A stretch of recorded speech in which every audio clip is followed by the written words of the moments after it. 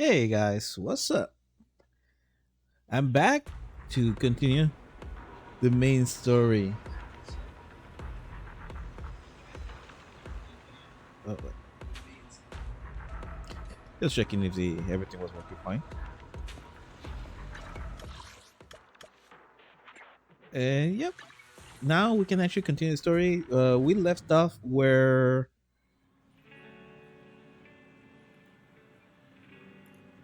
we were supposed to go, and now check with Vivian some stuff. Uh,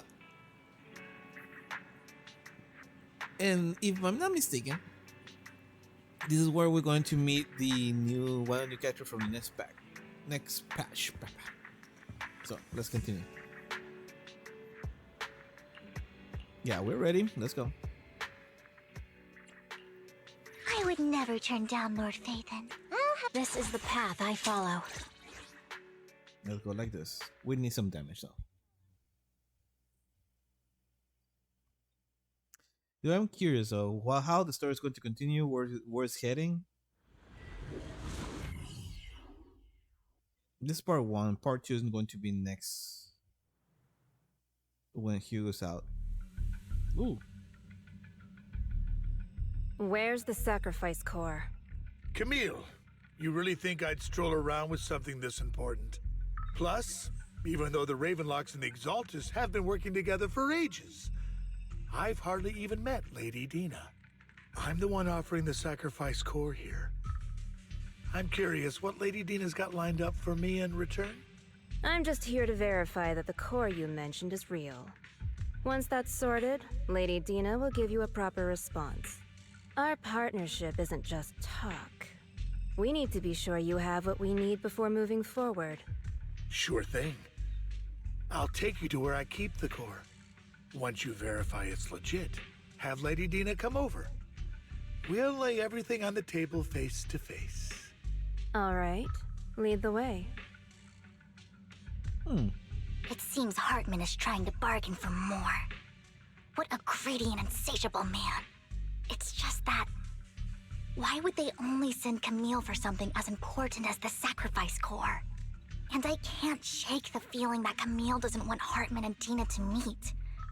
Why is that? yeah. Well, interesting. Maybe Camille does hasn't. She's doing her way to, she's doing her own way by staying inside and trying to avoid everything to happen. That's why things haven't escalated that badly. But yeah, who's Dina? Is that the same one that we'll be seeing, like the brains of the operation, like the one with black hair? So this Dina they were talking about, is she the leader of the Exaltists? Kind of. Lord Phaethon, I really think we should hurry.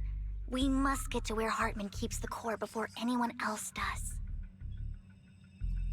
I planned the route I've already. mapped out a shorter route, but there will be ethereals along the way. I'll leave the fighting to you, Vivian. Don't worry, Lord Phaethon. You're in capable hands. I'll ensure your safety. That's why I hope so.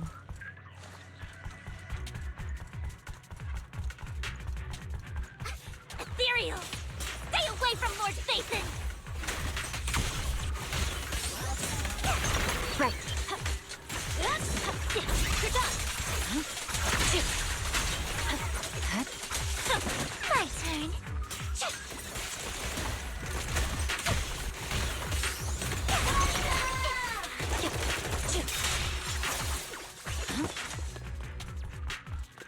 Looks like Hartman's trying to negotiate for more leverage. Yeah, the question I have is are we going to Let's fight get out humans? of here before we're spotted. Don't touch me.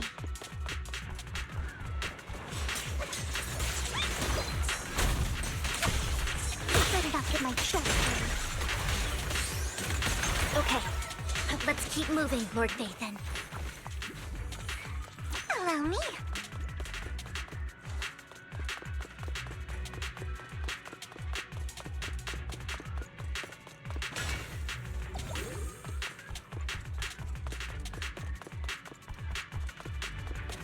Leave the enemies to me, Lord Phaethon.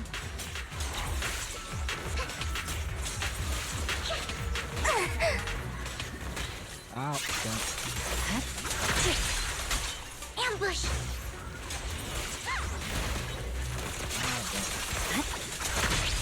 Oh, wait. It's over. Oh my.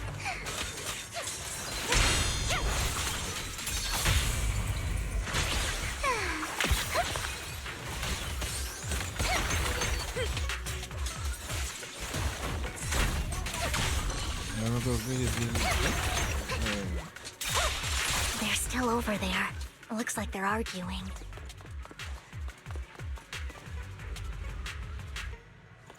This is our chance. Let's hurry.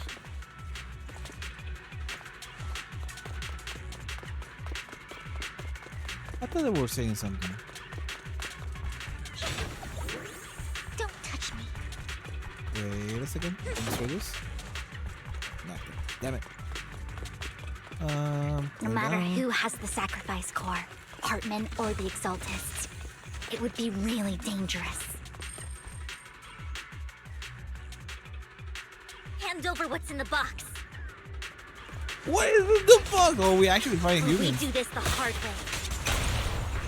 Daisy, You sure talk big, little. let's hurry and secure the sacrifice core. Wow, they did not survive at all. Lord Phaethon, the box is empty. Of So course. Hartman never kept the core here to begin with? Yep. How did you even find your way here? Where's the core in the box? What did you do with it?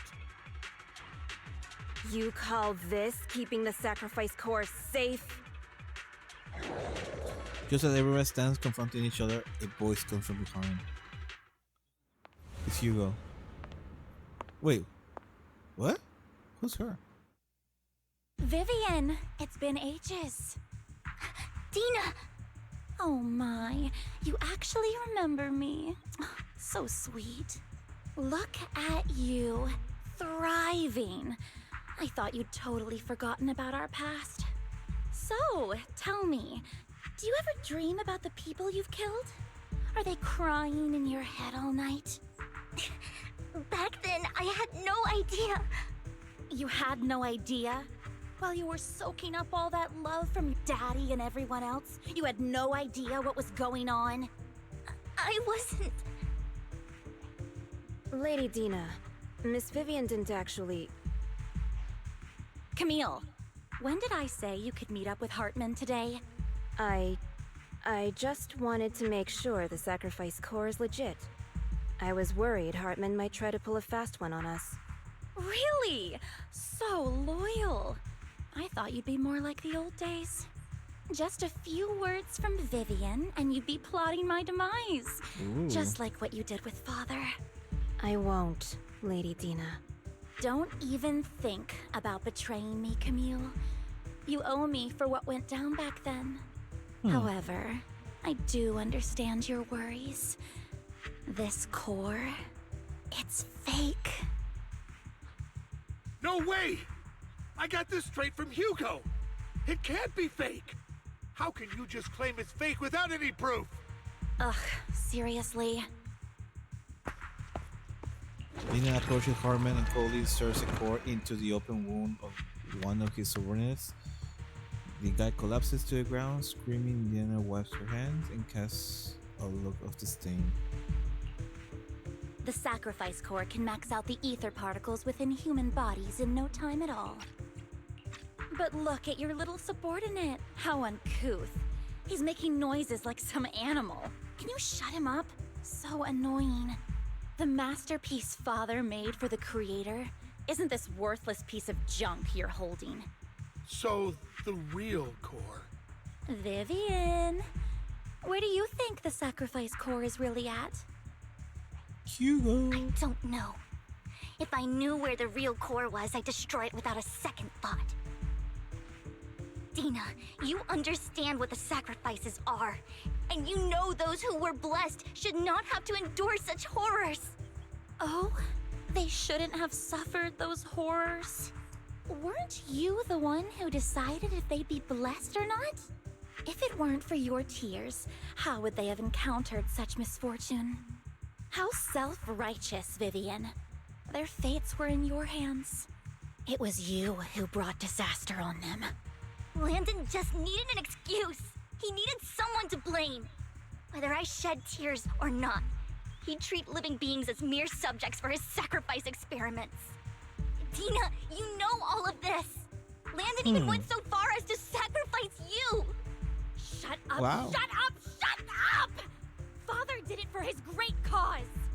Vivian, why do you always mess everything up for me? Everything! You did it before, and now again! You just had to ruin my plan. I was so close to fulfilling Father's last wish. If you don't give me the sacrifice core, be prepared to become food for the ethereals. I told you I don't have the sacrifice core. Otherwise, I would have destroyed it already.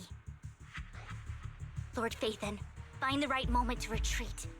She can be quite unpredictable when her temper flares. Oh, really? You don't have it? Then I suppose there isn't a reason to keep you alive. Uh-oh. As Dina finished her words, several explosions erupt, followed by a tremor in the ground, signaling the rapid approach of numerous Ethereals. In a panic, Carmen rushes to a car he summoned, taking Camille and Diana with him. Interesting. Really? More ethereals are coming. Look around. Fine. Too many. No chance to get out of this.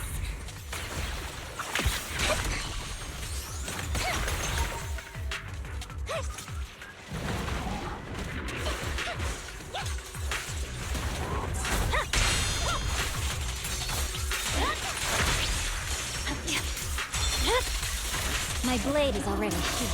Stay away from Lord Phaethon! There are so many.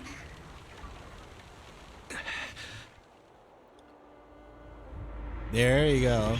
New character. Huh. It's ink.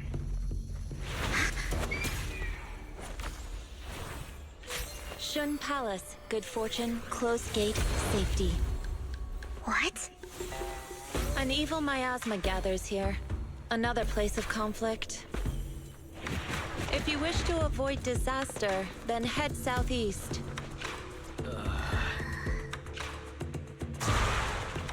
Now! Thank you.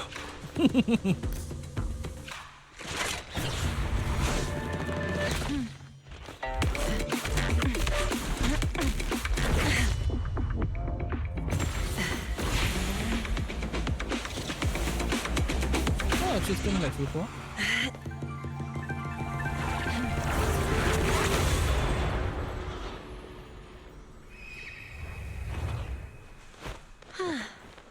Finally, peace and quiet.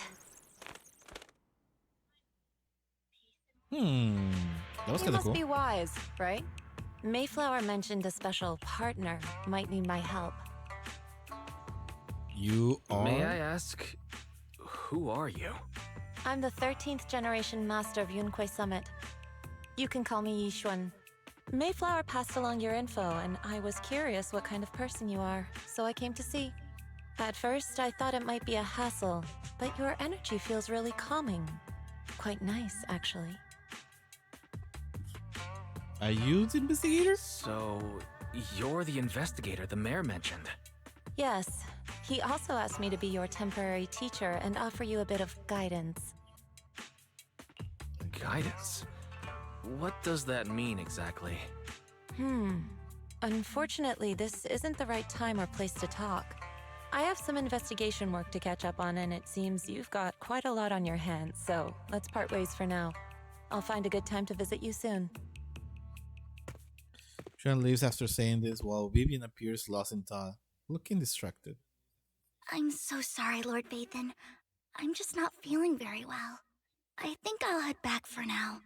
I'll investigate the sacrifice core and reach out once I find something. Let's leave the hollow first. You don't look so great. Let's get out of here and figure things out later.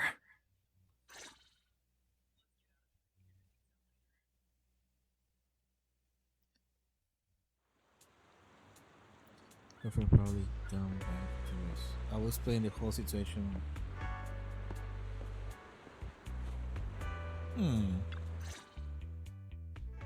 Lord Vathan, are you going to rest now? Are you feeling down? I can head back later, Vivian. You seem a bit off since we left the Hollow. You want to talk? I'm here to listen. If you want to talk about what's bothering you, I'm here. Sometimes it helps to get it out. I didn't mean to keep my past from you, Lord Vathan. When I was little, people thought I brought misfortune, so no matter where I went, no one wanted me around for long. Then, one day, Landon adopted me and brought me to the Exaltists. There, I met Dina, who was so kind to me, treating me like a dear sister. She told me her father, Landon, was a great man who'd one day make everyone stop fearing the Hollows, so all life could live freely inside and outside of them. Dina helped Landon pick people for the blessing, and everyone in the Exaltists respected her greatly. Those who received the blessing would have a better ether aptitude, allowing them to enter the Hollow freely without fear of sudden disaster. Back then, Dina would chat with me every day, always about the Exaltists and her father. But things between us shifted when Landon asked me to step in for Dina. Landon told me I didn't only bring misfortune, and that if I listened to him, I could actually help people. After that, he'd take me to meet people, and if I shed tears, he'd give them a blessing medicine. Those who got the blessing could dodge calamities. At first, I was ecstatic, thinking I could help others. I shared my joy with Dina, but that was when she started to pull away from me. Jealousy. Was the blessing medicine the sacrifice serum? Was that blessing medicine the same sacrifice serum Bringer had? Yes, to be precise, it was an early version of the sacrifice serum. Landon's medicine wasn't stable. The medicine Landon developed could boost abilities quickly, but also sped up the development of ether corruption. In the end, most people turned into ethereals, and a few became sacrifices, losing all human consciousness. The ethereals were killed while the sacrifices were given to the higher-ups of the Exaltists. The Exaltists wanted the sacrifices to hold human consciousness, so Landon's medicine was seen as a failure, and he gradually lost influence within the Exaltists. One day, I saw Dina, and tears streamed down my face. In a bid to save his reputation, Landon decided to let his own daughter receive the blessing. I had always thought that getting the blessing was a good thing, until I saw terror in Dina's eyes that day. That evening, I broke Landon's rules for the first time, and followed him out of the Exaltist's residence. I trailed him to the Hollow, where I witnessed someone who had been blessed becoming corrupted. In the end, that person became an ethereal. Then, without hesitation, Landon killed him. Before Landon returned, I went back to the residence and snuck into his study.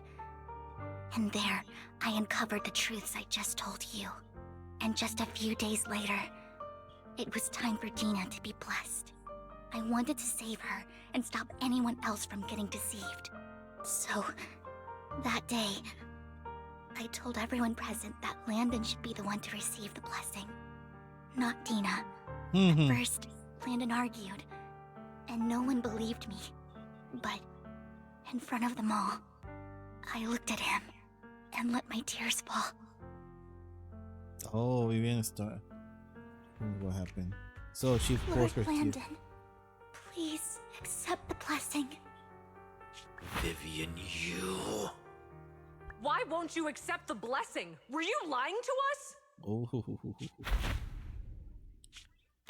Ungrateful fools! You have no use anymore! Liar! Run! Run! We have to go. Vivian, what's happening? Her hair's not the same. Listen to me. Lord Landon's so-called blessing isn't...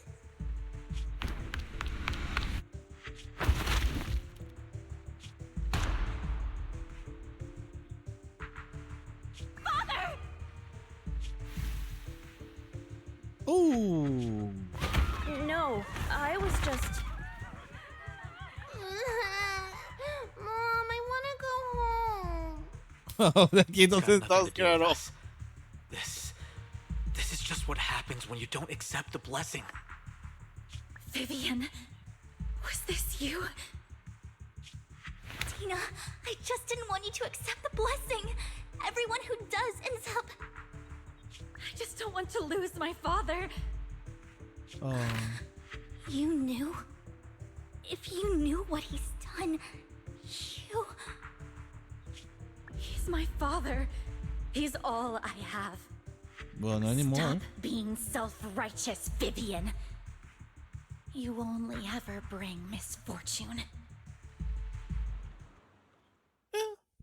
Her voice trembled as she shared her past story. I thought once Landon was gone, Tina would leave the Exaltists. I never expected her to continue his research, or Nah, that she doubled Camille down. would stay. Camille lost her entire family in a hollow disaster, so she's always supported the Exaltists. She's not a bad person. She's just someone searching for hope. She joined the Exaltists very early on, and even watched Dina grow up. That day, she was just so desperate to save Dina that she... All these years, she's been following Dina, taking care of everything out of guilt, I think. But I didn't just fail to save Dina. I trapped her. I see misfortune approaching, but I can never change its course or avoid the bad ending. Maybe I really am a bringer of misfortune. Ah, Vivian. Don't think like that, Vivian. No, you're not the one causing trouble. Whatever went down with the Exaltist, it was Landon who was pulling the strings. As for Dina and Camille, they knew the truth and they made their choice. The Hollows and the disasters True. they caused took more than just their loved ones. Not all survivors cling to obsession and hatred like those two do. Lord I mean, that's true. Nathan, You need to believe in yourself. You need to believe in yourself, Vivian. From what I can see, you're handling the sacrifice crisis pretty well on your own. Besides, you told me you really like who you've become. I hope that you can believe in that at the very least. Yeah, hopefully you yes, can. that'll always be true. Let's Thank go. you for listening to my story today. Years have gone by, but I've never had the courage to face all this. Maybe Dina and I were meant to meet today, so I could finally spill it all out. It lightens my heart a little. Lord Vathan, you truly are a wonderful listener. Yeah, they usually say that. I mean, at least Wise does have a voice in here, unlike other games where they just stay quiet. You technically are a great listener. Just come with me whenever you need. Not just today. Whenever you're feeling down, know that I'm here for you. I will. It's been such a long day. You must be exhausted. I'll track down the location of the sacrifice core and let you know what I find. Good night, Lord Vathan. After bidding farewell to Vivian, you head back to the video store. You see a collectible she gives to you on the table, and it stirs a flood of memories. You have been through so much lately. You hope you hope the sacrifice crisis can be resolved smoothly, pondering the whereabouts of the real sacrifice core. Weariness set in, and before you know it, you drift off to sleep. When you wake, it's almost noon.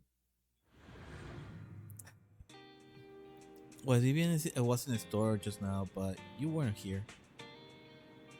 Did she need something? It was about the sacrifice core. Then you woke me up! The heck? The first time sacrifice core appeared was at the auction. So she decided to try and find security footage from after that day. It is possible that more happened afterwards and we're simply unaware of it. We can get a footage, we may gain new clues. Wise, if you had time, head to Lumina Gallery and meet up with Vivian. Go now. Yeah, yes, of course. That's why I'm doing this. Hello? That's the whole reason I'm doing this. Earlier, Vivian exchanged information and we acquaintance on the action costs. Shaw, I didn't expect you to be working here. Perfect. I was just covering someone's shift. The That girl screening works here everything. is super strict, and I was afraid the supervisor would realize I was new and subbing for someone, so I hid in the control room during the supervisor's inspection. So I happened to bump into this guy, a blonde man wearing a hat, and I think he was checking some footage. Then he logged that footage into the tape he brought. Later, I found that part of the footage had been wiped. Blonde, wearing a hat. Could it be Hugo? Yes. Do you know him? I think it's him. If it were Hugo... I think I know where he would hide the tape. Thank you, Shaw. You were a big help. Great! You also helped me a lot when I started working. I used to make mistakes all the time. If it weren't for you cleaning up my messes, I would have been fired ages ago. So I'm happy I could help you too. All right, go ahead and do what you need to do. We'll catch up another time. Say you guys to Shaw. Vivian lives alone. He sounds so what's the term? What's the term? She sounds so Valley Girl or something like that. Anyways, Lord Phaeton, you're here. Someone I used to work part-time, we just so happened to cover in a shift at the auction. I learned from her that Hugo once took some footage away with him. I think Hugo was planning something, so he hid the security footage. But once I know when Hugo came here, I should be able to get where he put the videotape. Huh? Let's go with huh? We are the Mockingbirds after all. It shouldn't be surprising we have a subtle ways to communicate information, shouldn't it? Once on the mission, we couldn't use communicators. So Hugo trained a few birds and put a tracker on so? I assume they're trying to say on some. Or on trackers on so we could communicate. Okay. But after that mission ended, we let them roam free.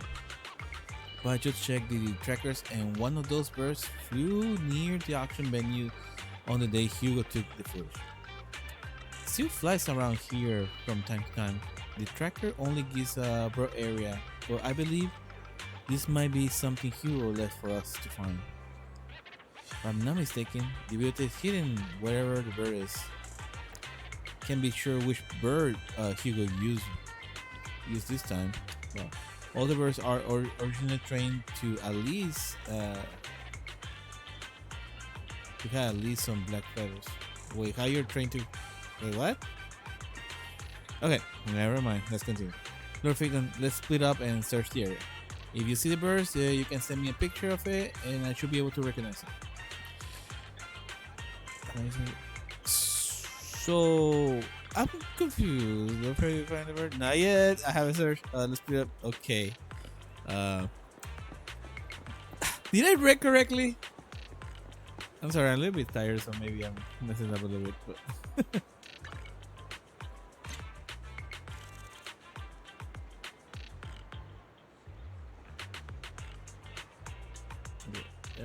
give me a sec.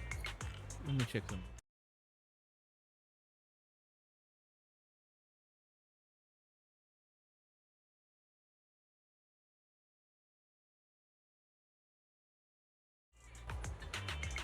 Yeah.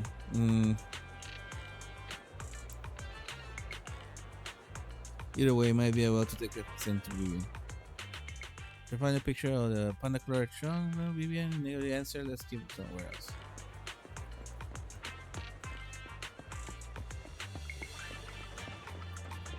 So, unfortunately, I... Wait, what? Ooh, that's the first time.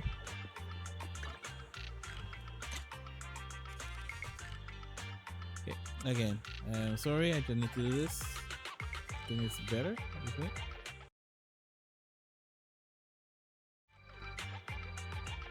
Black Crow in the dark alley. Seems like a big cliche, but that's really a good place to kill something. Let's take a photo and crown and send it to you. To receive a photo, we quickly respond. That's the one! She quickly comes over. That's the one! It's all thanks to Lord Phaeton who found them so quickly. If it's here, then Hugo must be hidden among these boxes.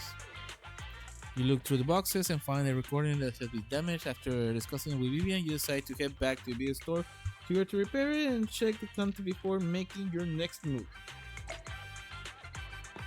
Oh, come on, they could have just teleport me back to the... Okay, whatever, see? Can't just do that, they should just do it already. Heh, oh, whatever. Of course, Ferry is currently repairing the data. You replaying the videotape and you watch the recording. The content leaves you shocked. It's a conversation between Hugh and Camille. What? I wasn't expecting that. If I'm not mistaken, you and Vivian share the same goal. Silence is no good for negotiation. I just don't want Dina to reach a point of no return. Hasn't she already reached that point with what she's doing? The formula for the Landon serum was lost, but a batch survived, and Dina was able to develop a substance that can be used for mind control. She's trying to combine the two to make sacrifices that would obey human commands. If the dormant sacrifice and the remaining Landon serum are destroyed, we can put an end to this. Dina's concoction can't create sacrifices on its own. And the sacrifice core? That belongs to the creator, not her.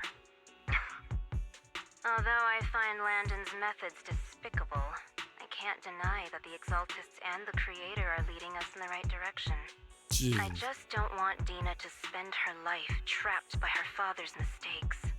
I mean, no offense, but I find your protectiveness rather weird. I will confirm the location of the dormant sacrifice and find the chance to relay the information to you.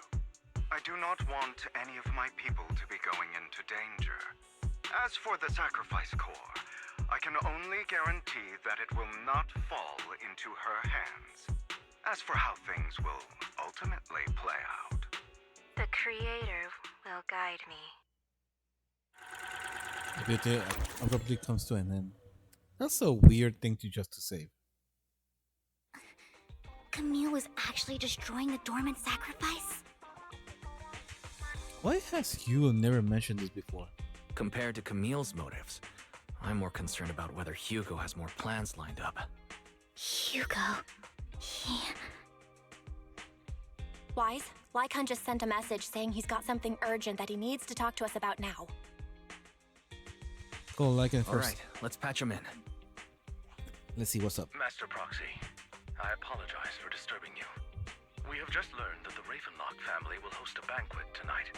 This banquet is rather special, as they're allowing members of their family to invite business partners to attend.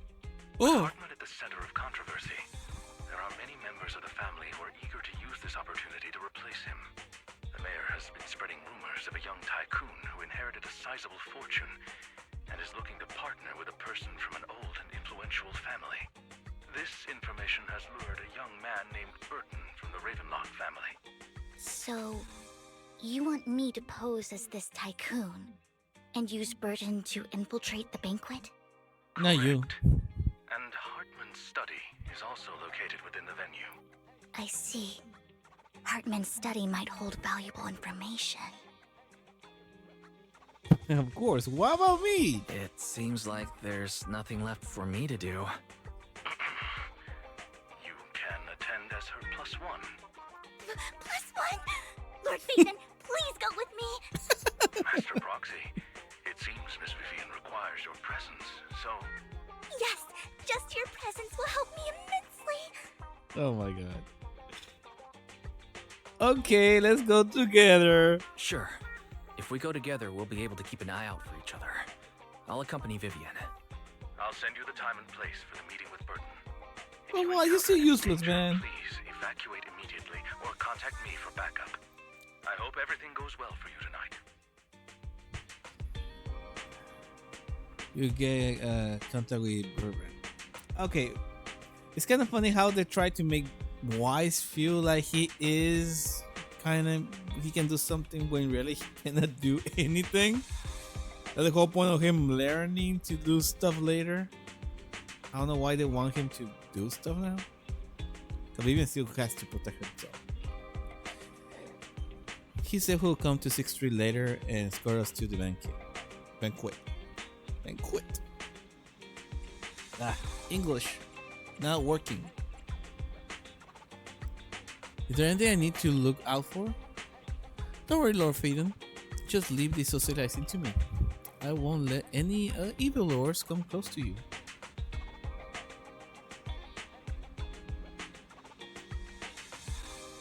But since there's still some time left before we have to go, should we watch this an instructional videotape on former dining etiquette together?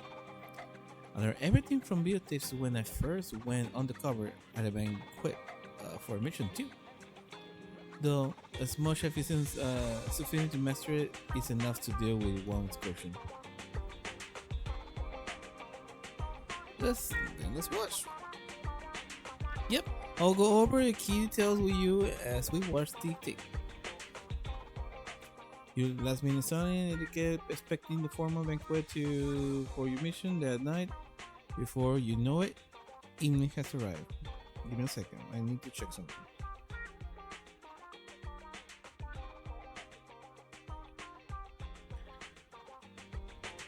Lord Phaeton, Burton sent his location. Are you ready to join me on the banquet? Ready.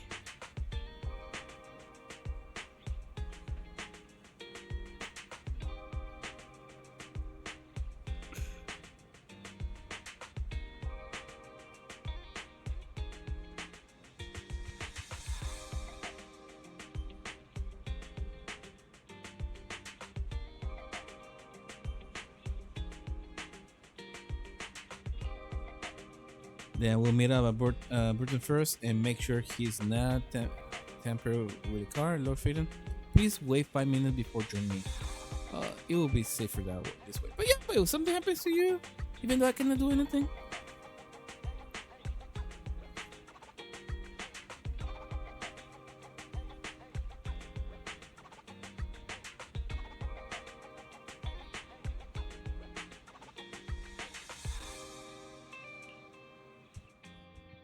Young head out first. After 5 minutes, she sends a message saying that it's all good. Let's go meet up.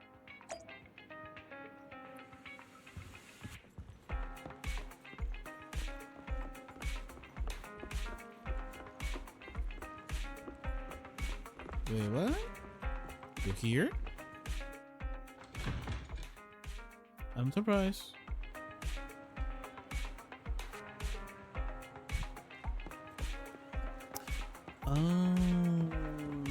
That's what you meant. Burton! That's you, Burton? Didn't know that was Burton.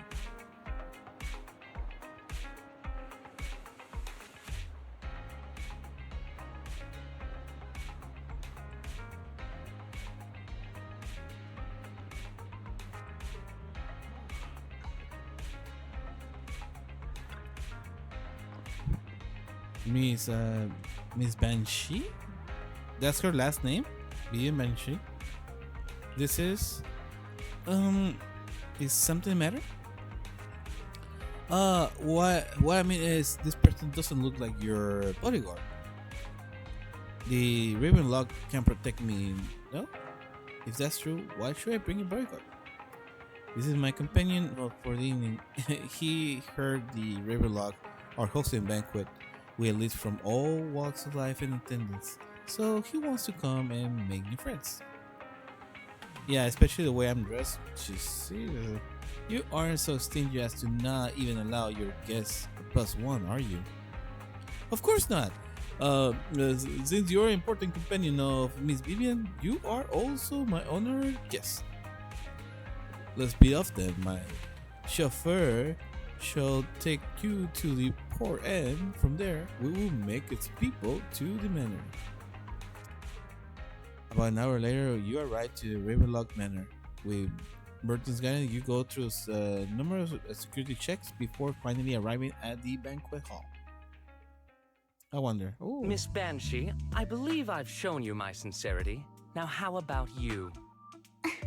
Sincerity? My presence here is a show of sincerity. If we're to work together, Miss Banshee, you should drop your pretentious act. Ooh. I am well aware of the ways of the Ravenlock family. If I were to come empty-handed, I probably wouldn't even be able to make it out the front door tonight.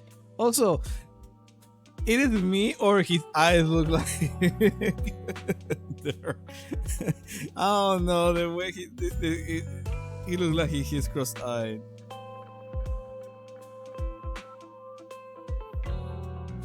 That's kind of funny. Since I agreed to come with you, and even brought along my most precious companion, does that not show my deepest sincerity? No need for such an off-color joke. Our door is always open for those coming or going. We both know what's what, so let's cut the small talk. I know far more about how the Ravenlock family made their fortune than most here. I am also well aware of why Hartman, despite such a massive scandal, still remains in power. Oh? Do tell. Exaltists, blessing, sacrifice, Landon. Where would you like me to start? How did you know that? No, who are you? Don't be so tense. If I'm not mistaken, it's about time the banquet began. My companion and I are practically famished. Is this how you treat your guests? By letting them starve? Perhaps when we've had our fill, we'll remember where the sacrifice is hidden. You know where the sacrifice is? So, can we go get something to eat now? And I'm also looking forward to receiving a special dessert from you. We can discuss what you wish to know while we enjoy dessert. Of course. I wouldn't let such an important guest discuss matters on an empty stomach. As for dessert, I will prepare it myself, and I guarantee it will satisfy you. I'll come find you later. I wish you a pleasant evening. I don't like how they talk about dessert and things like that. Burton hurried to leave. Vivian seems to breathe in a sigh of relief. These kinds of people are exhausting to deal with. I really don't know how Hugo used to put up with it. What do you mean by dessert? Thank you, Wise, for bringing it up. What do you mean by dessert? Was there a special meaning to the dessert you mentioned just now? I thought he'd stay for longer, but he left once you said that. Hugo taught me that bringing up dessert in such situations is a way of telling the other party they need to offer more. Fortunately, that old fox Hartman is terrified of losing power.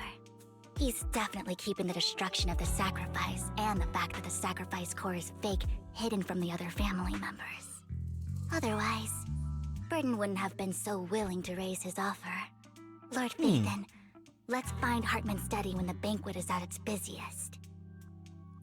All right. Stick to the plan. All right. I've already taken note of the surrounding terrain. Once more people arrive, we'll enter the garden through the door in the corner of the banquet hall. Wherever you go, I'll follow, Lord Phaethon. In accordance to the plan, you head deep into the manor after sneaking out of the banquet hall with Vivian. It doesn't really take long to reach Hartman's study, and with a gentle pull, the door actually opens. Isn't this going a bit too well? Maybe we're just lucky. I think that maybe we're just The lucky. security outside of the manor is really strict, but Maybe it's more lax on the inside. Let's assume we got lucky. However, just to be safe, I'll call Lycon. Our top priority is to investigate Hartman's office. Let's check Hartman's recent correspondences for clues. I still have concerns about the sacrifice core. Right. Though the core he gave Dina was fake, Hartman might have left a trick up his sleeve and hid the real one. No, Hugh has it. I mean, it's kind of obvious, unfortunately. Then let's split up.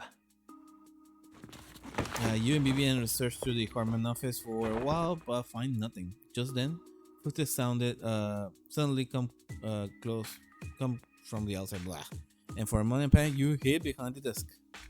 Esteemed guests, is the catering at the Ravenlock family banquet not to your satisfaction?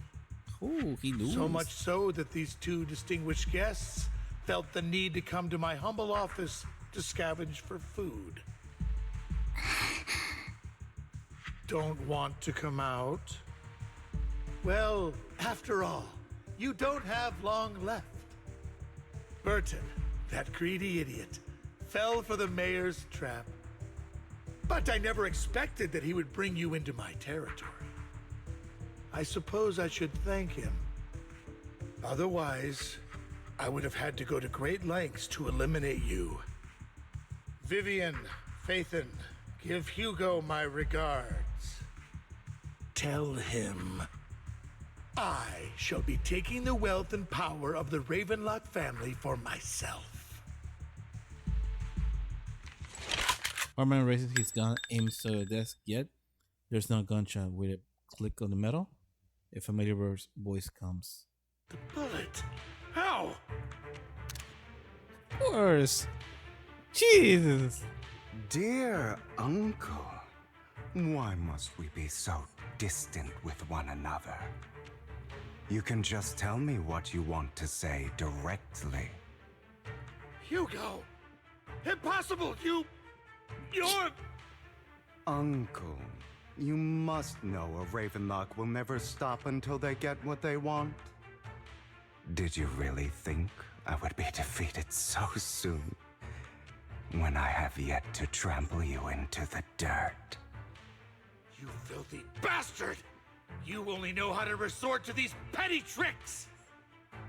Petty tricks?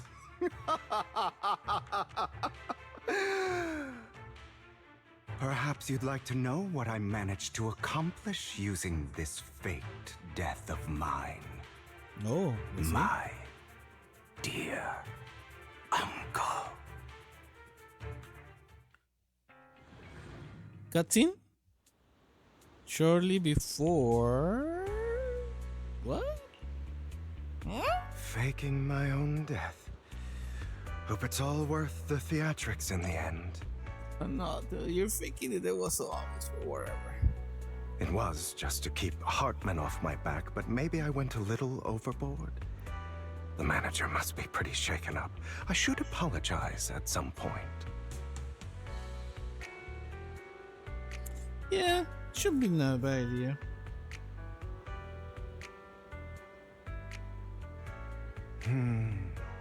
Guess I'll also bring Lycon along. He's my partner in crime, after all. Yeah. Go with Lycon. Tell him, hey buddy, what's up? I'm still alive and kicking. You're late. Oh, Jesus Christ. So strict. Spare me a moment to catch my breath, will you? Jesus Christ. That's kind of cool though that Lycon actually knew. That's kind of cool. Okay, I mean, I had to say, I think God Lycon is not dumb. You're taking longer to rest than I expected. Lycon, you think too highly of my physical capabilities. Well, thank you for your cooperation. I must say, if nothing else, at least your acting skills have improved. Why do you look so angry? You should be happy. We pulled that off together with flawless teamwork and managed to fool everyone. Drop your foolish facade. I'm glad you still remember the code we set all those years ago. And thank you for ensuring your sleight of hand didn't deteriorate. Oh, right. I should also thank the blood bag hidden in my clothes and our other props. Do you remember when we last used this trick? It was probably ages ago. Oh, now they're friends. Yeah. Sometimes I really don't understand you. Have you never thought about what the consequences would be if I didn't understand your code? If I decided against helping you? Or if I just couldn't control my strength properly? You'd understand it. Of course, if things really did go awry, I had alternative plans. You wouldn't be so arrogant as to think I'd bet everything on you, would you? You're insane. Yes. No, I'm flattered. Oh, that's a difference. So what exactly is the purpose behind all this? Surely after going to such great lengths to erase your own existence, you don't just plan to hide here and reminisce about the past with me. Don't try to brush this off. I've already helped you enact your plan. Tell me the truth. Don't get your tail in a twist. I have more plans that require your assistance, so naturally I would not hide anything from you. Simply put, as things stand, whether as Hugo Vlad or as Mockingbird, I am doomed to die. Seems you've made quite a few enemies. As a member of the Ravenlock family, I negotiated with Edmund and managed to obtain resources from Tops for my future plans. I also confirmed what attitude they held toward your master, the Mayflower family. Meanwhile, I used my identity in Mockingbird to strike a deal with Hartman and gather information on their collaboration with the remnants of the Exaltists. That's where I got my intel on what Bringer left. Oh, by the way, the crime declaration letter that your dear mayor received, that was also sent by yours truly.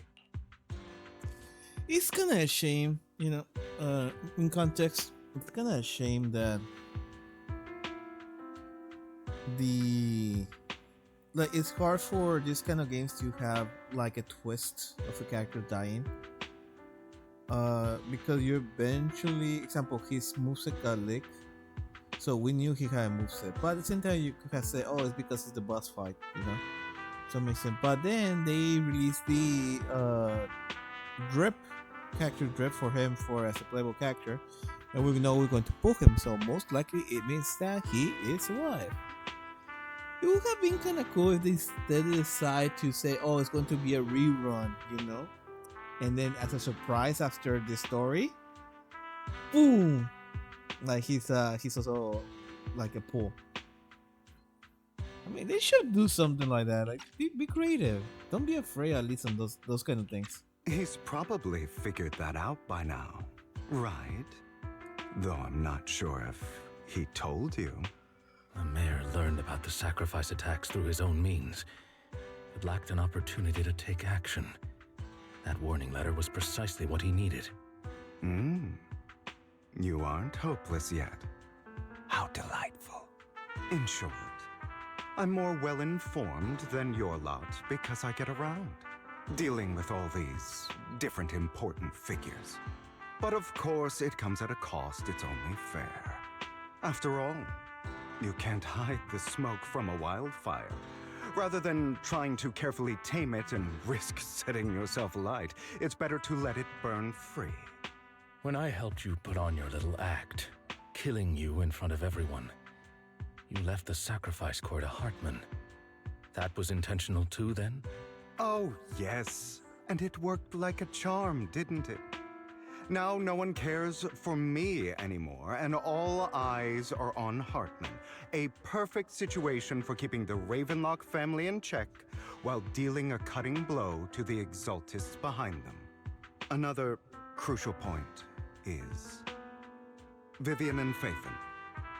I must sever any ties they have with me or Mockingbird. Although I feel bad for Phaethon about what happened, but it had to be done. That's the only way they would be safe, allowing the plan to continue. I noticed that you never turned your blade toward Master Proxy. So, those words you said back then were also... I will bloody my hands. I will carry the weight of my sins. I will become the Abyss. Obviously, it was all an act. My acting has always been impeccable, as you know. Hugo, you're taking such a tremendous risk. Why? Would you believe me if I said it's for justice? But unfortunately, it's not. I want revenge on the Ravenlock family. And I will make sure that despicable excuse for a human being, Hartman, suffers a slow, torturous end. Of course. I also promised Vivian that I would help her investigate the whole thing with the Exaltists. That's all. You don't look too good. Is it your wounds? No. This is the first problem I plan to resolve.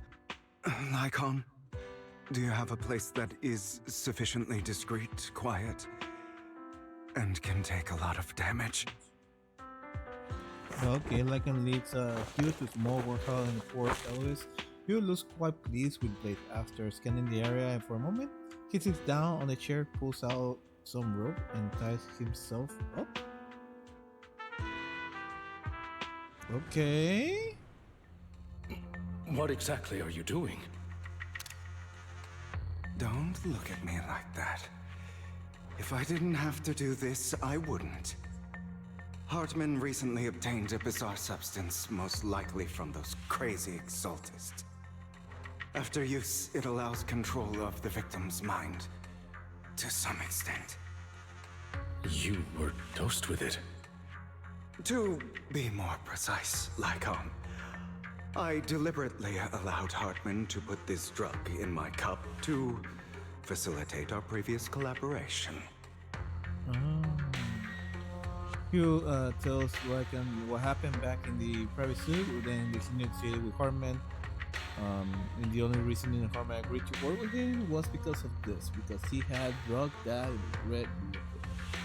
After that, every time Hugh and Hartman meet up, the latter will always add small dose of that drug into Hugo's cup, then ask questions, attempting to glean information. After finding out about it, I quickly found someone to help analyze its composition. The good news is he gave me a very low dosage, perhaps because he was afraid I might notice. There's a different medication that can delay its onset, preventing me from actually being under his control. I simply need to put on a show in front of my dear uncle. The bad news is that currently there is no antidote. When I delay those effects, however, they will accumulate and erupt when my body reaches its limit. It may even break my mind.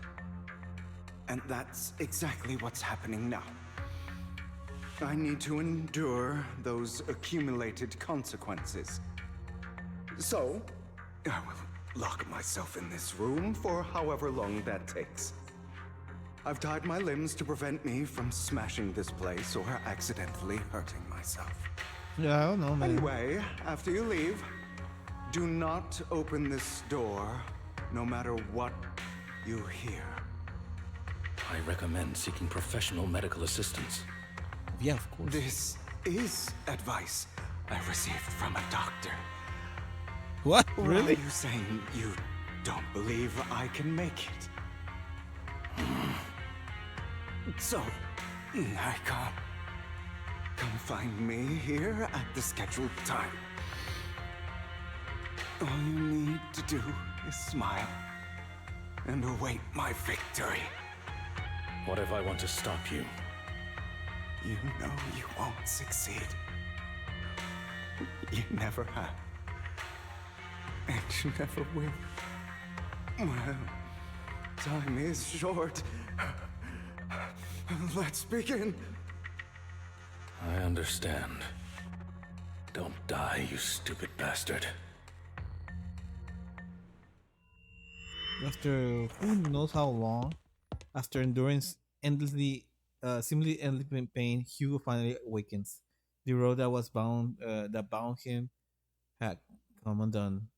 Though he did damn it! After some time, Hugo straightening out his attire and tied him up. Then opened the warehouse door.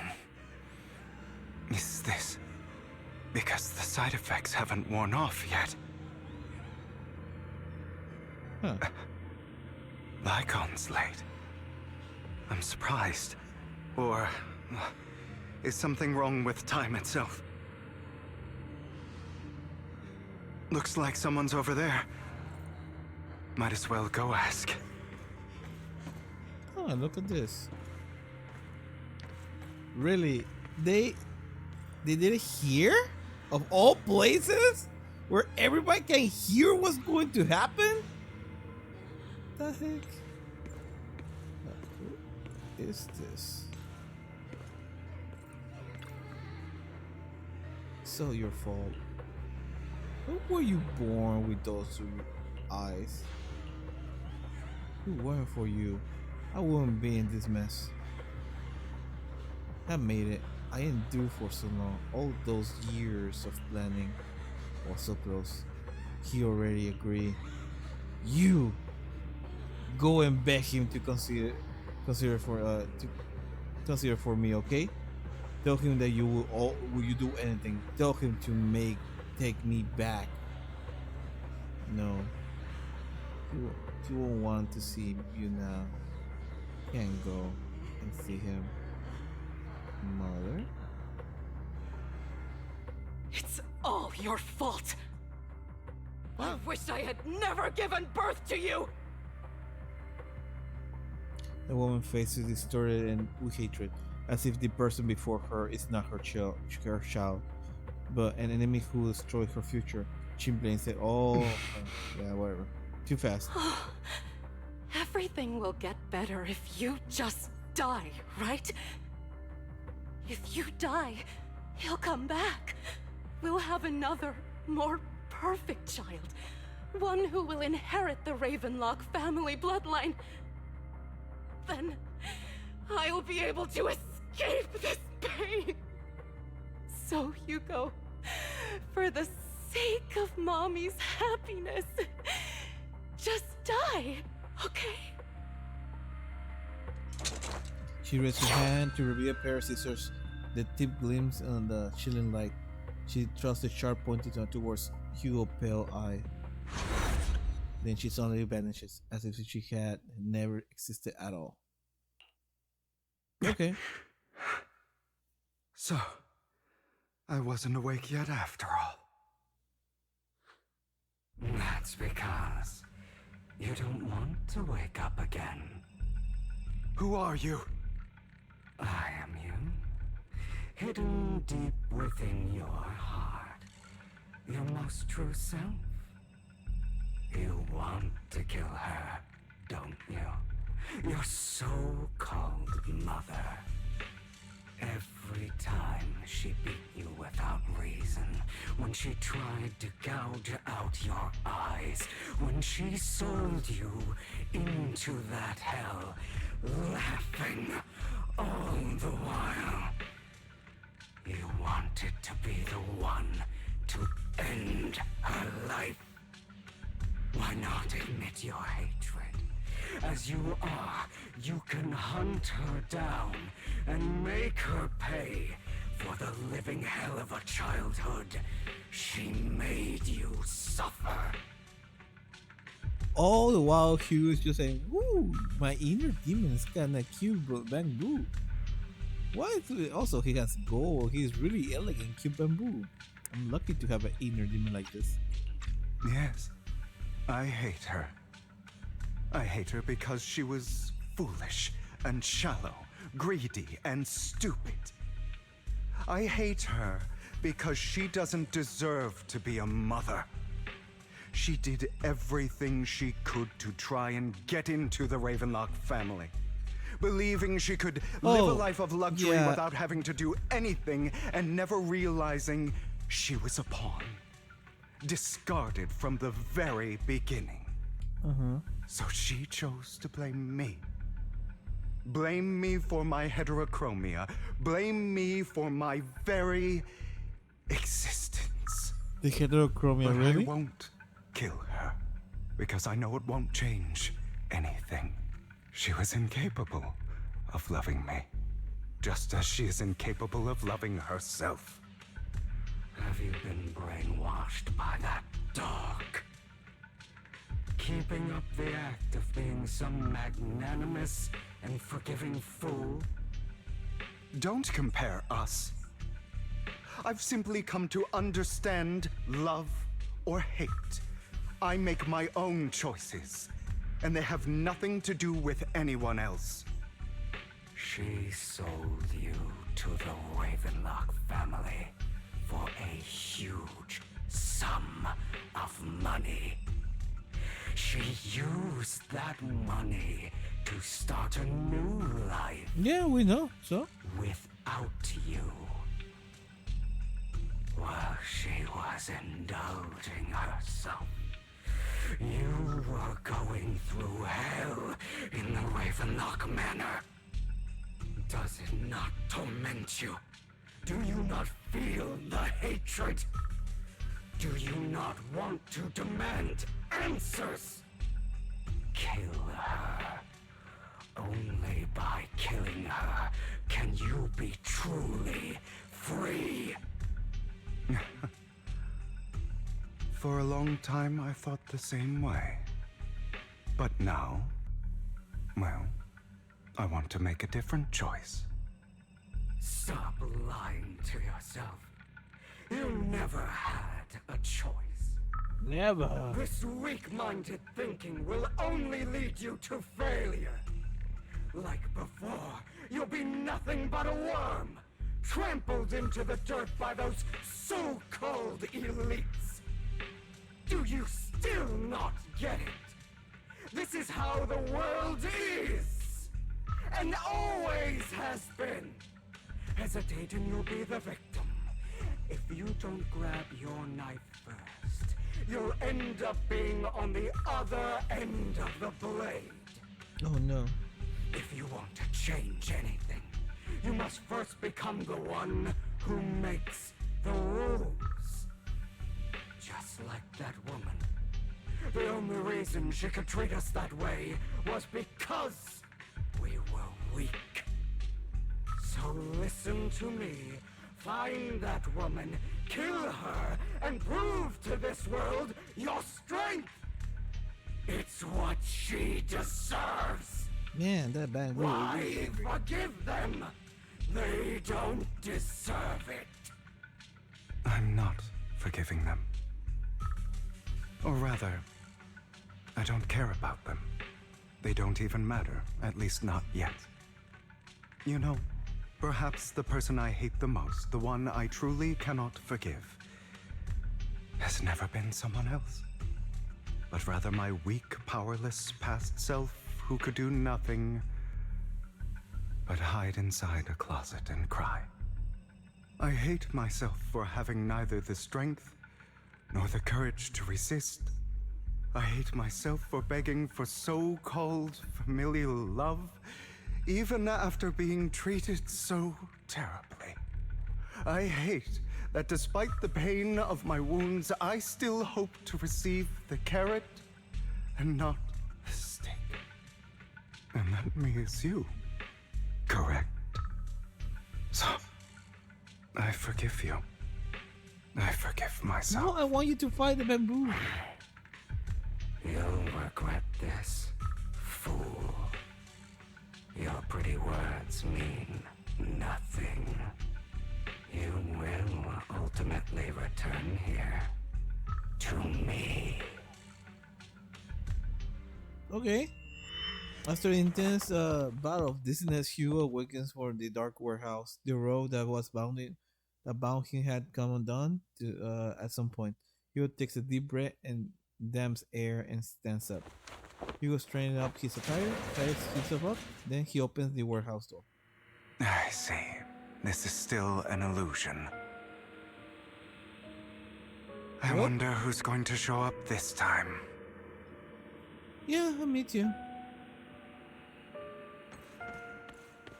Brother! Hugo, let's play hide and seek. Yes, let's play. Weird I'm girl. already hiding. Oh, I cannot see that, but You'll yeah. find me, right? Like you always do. Maybe? Not sure. Serena.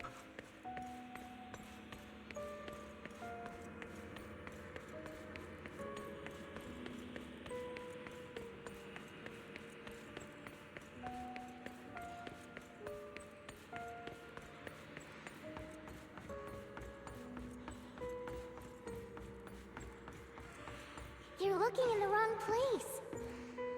Am I? Are you sure about that? I found an even better hiding spot this time. Harder to find than any place you showed me. Oh, you're underwater. Do you drown? Hey, Hugo. Do you ever wonder why I had to die? It was because of me. That's right. It was because of you. It's all your fault. If only you didn't exist, I wouldn't have had to suffer. I don't know about that.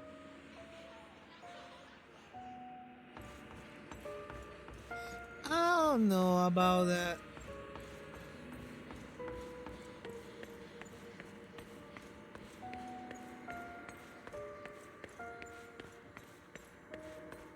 Still looking in the wrong spot.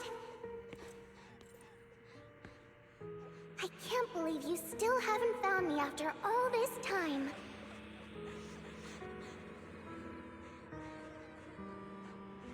Have you forgotten about me?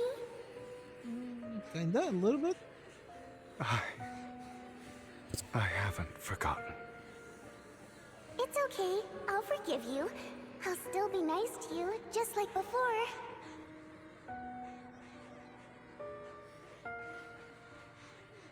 I was the only one who was ever nice to you, wasn't I? Yes. Then tell me, why do good people always suffer? Why is kindness always punished instead? Because that's how the world works. Tell me, Hugo, why? Because people are just evil. Hugo, are you lost? Go back the way you came. I left you a surprise there. Oh no, who are these people? Oh no, the bamboo is making people actually follow him. No, it's a cult. What a cruel bastard. I suspected of this disgusting bastard. Lady Serena was so nice to him, yet how does he still have the nerves to stay in this house? They should have let him in from the start. Filthy lowly blood. Cursing this salt encircled Hugo, piercing his skin like a frozen knife. The mockery of rage from a former whale crashed around him, trying to drown him. Then as the cacophony reaches its peak, it goes silent. The earth seems to congeal in the silence, deep and oppressive, as if its time stood still, with only his rapid heartbeat echoing. I told you that you would eventually return. We meet again, my friend. I told you, I am you. The side of you that you've always tried to deny existed. Of course. I know. This time it's about Serena. Right? Yes. Your half-sister. And the only child in the Ravenlock family who was kind to you. Unfortunately, it was her kindness that led to her untimely death. It was my fault. I don't like the way you blame yourself. Because that means I'm to blame as well. Yeah, of course, And dude. I What's don't up? think I did anything wrong. Your mother sold you to the Ravenlocks. And your father, he saw your talent and wanted to use you to push the other children into competing with each other. My brothers and sisters wanted to get rid of me from the moment they first saw me. In their eyes, you were no more than a slave. But Serena dared to treat you, a slave, as if you were human. And so, she was fated to die. They tried to kill me many times, but I was careful, and they did not succeed. So they killed Serena, who was weaker, an easier target, and pinned everything on you. Serena died in your place. Those cruel brats thought that by reporting this to Father, they could use it to get rid of you, a rival who threatened their positions. Yet, not only did Father not blame you for the incident, he praised you for it. In this world, only the ruthless, cruel, and merciless can stand at the top. And that's exactly what you managed to live up to, no? You found a perfect opportunity thereafter to catch the ringleader of the group who framed you and almost beat him to death.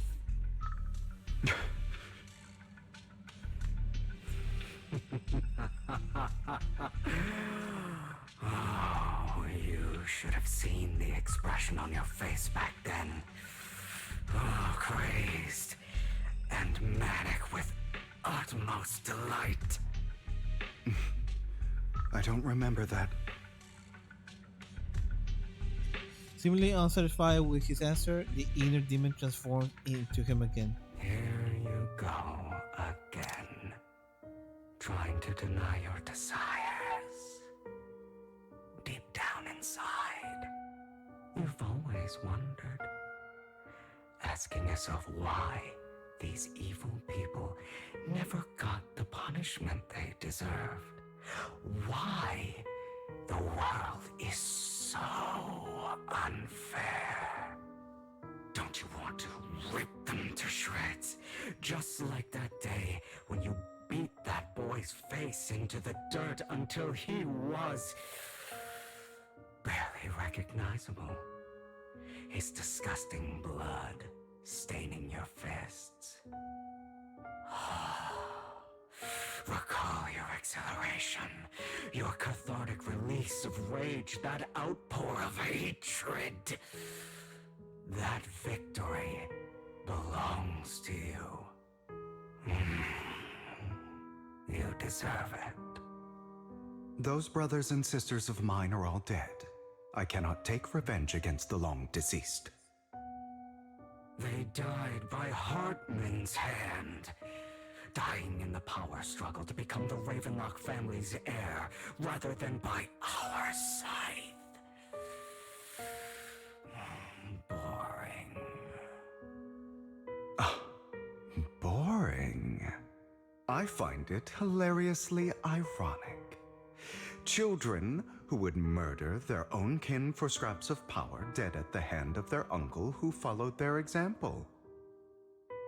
Is that not karma?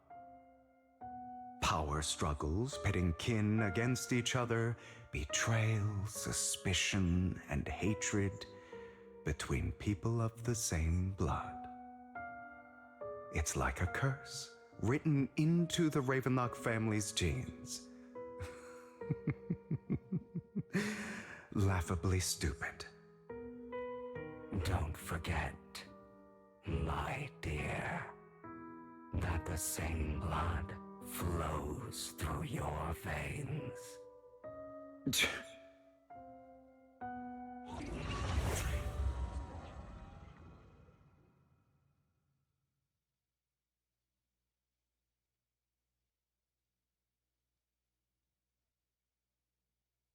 That's right, my dear nephew. No matter how much you deny it, the blood of the Ravenlock family flows through your veins. Survival of the fittest.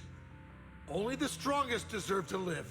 Only the strongest deserve to rule. This is the path of success that has led the Ravenlock family to victory countless times. A blessing and a curse etched into your flesh and blood. As long as you live, you'll never escape the mark of family. You are destined to one day become someone like me, like your father.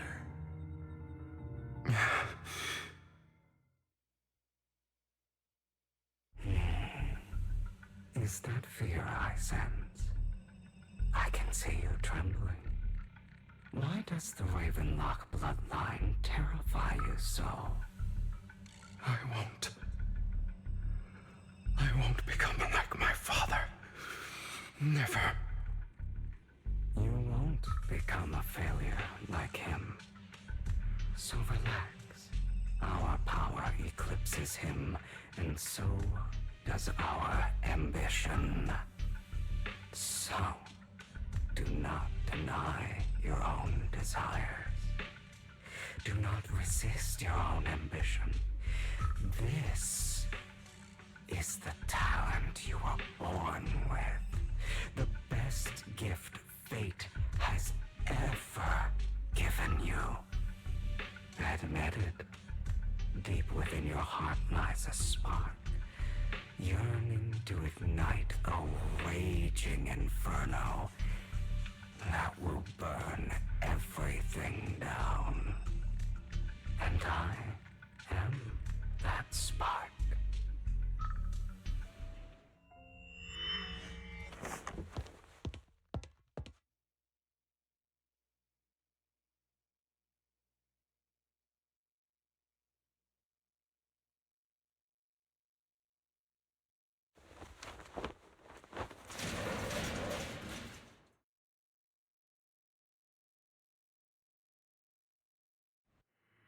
Lygon.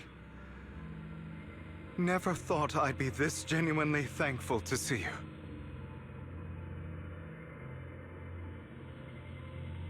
Seeing you means this never-ending nightmare is finally over, right?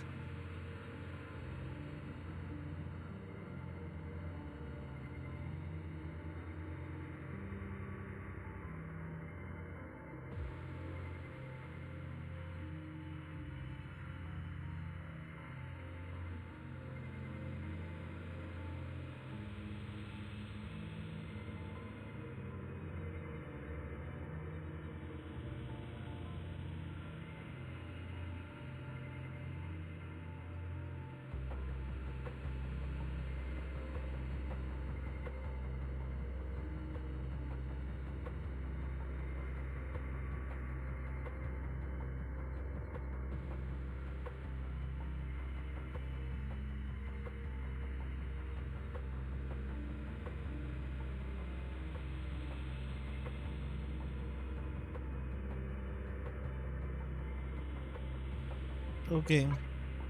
Sorry for that. Need to check something. Give me a second.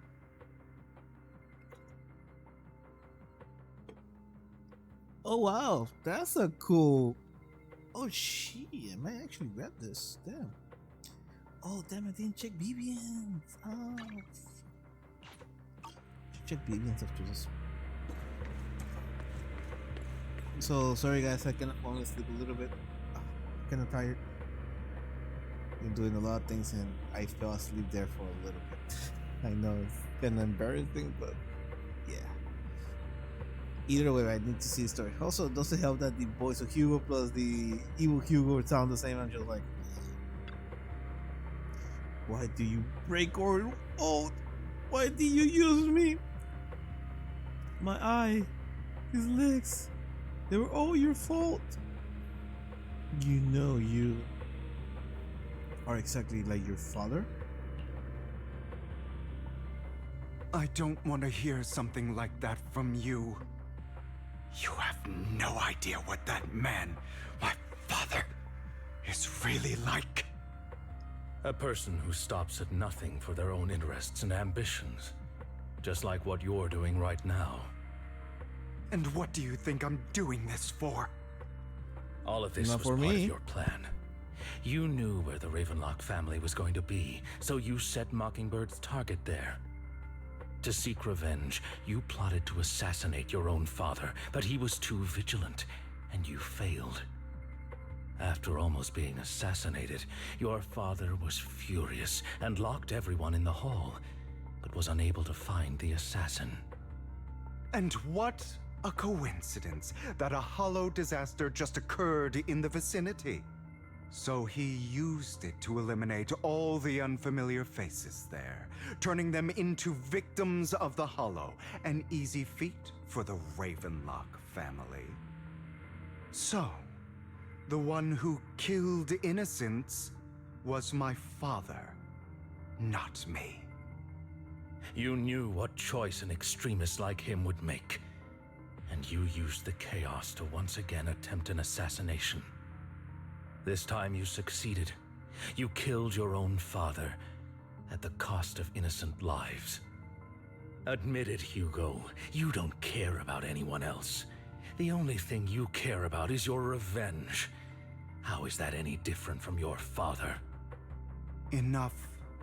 I'm tired. I may hate him for betraying me, but he wouldn't say something like that. What? What? You aren't Lycon. You're the other me, hidden deep within my heart. You take a deep breath and slowly opens his eyes. Logan is gone. In his place is that familiar figure. Without that, he's still within the illusion. I've been waiting for you, my dear. It seems you've already grown accustomed to this place, even turning the tables on me.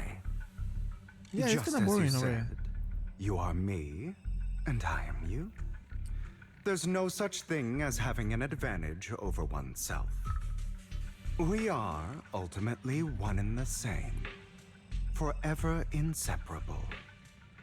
Then you should know what I want to say. When you and Lycon split, you didn't even try to clear up the misunderstanding, didn't deny or argue against what he said. Because you realized that deep down, he was right about you. You just hadn't acted on it yet. Some people live only to bring more suffering into this world.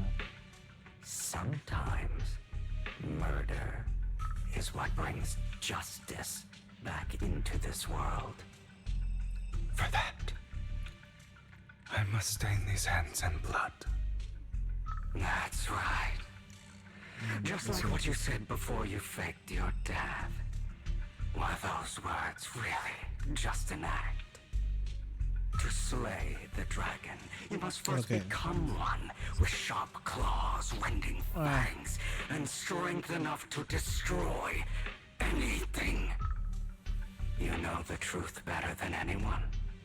Kinda. If you hadn't hesitated and instead seized the first opportunity to kill your father, none of what followed would have happened. Innocent civilians wouldn't have died. Your partner wouldn't have lost an eye and both legs trying to save people.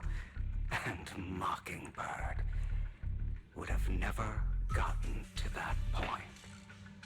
you can save more people. Save good people. Save more lives than the evil ones you take. I've spent countless hours in regret over that incident. So why not submit to your true nature? You want to be the judge, jury, and executioner of this world. And you can. But should you? I wasn't responsible for Father's death. The true mastermind is my uncle, Hartman. His schemes to kill the head of the family were all so he could take control. Mockingbird was simply unlucky enough to get caught up in it. So, for a behemoth like the Ravenlock family, with its roots so deep, a single person's death, regardless of who that person is, wouldn't change anything. Of course, whether it's Tops, the Mayflower family, or even the entire world, it's actually all the same. I refuse to be dragged down by pointless hatred any longer. You foolish, stubborn idiot.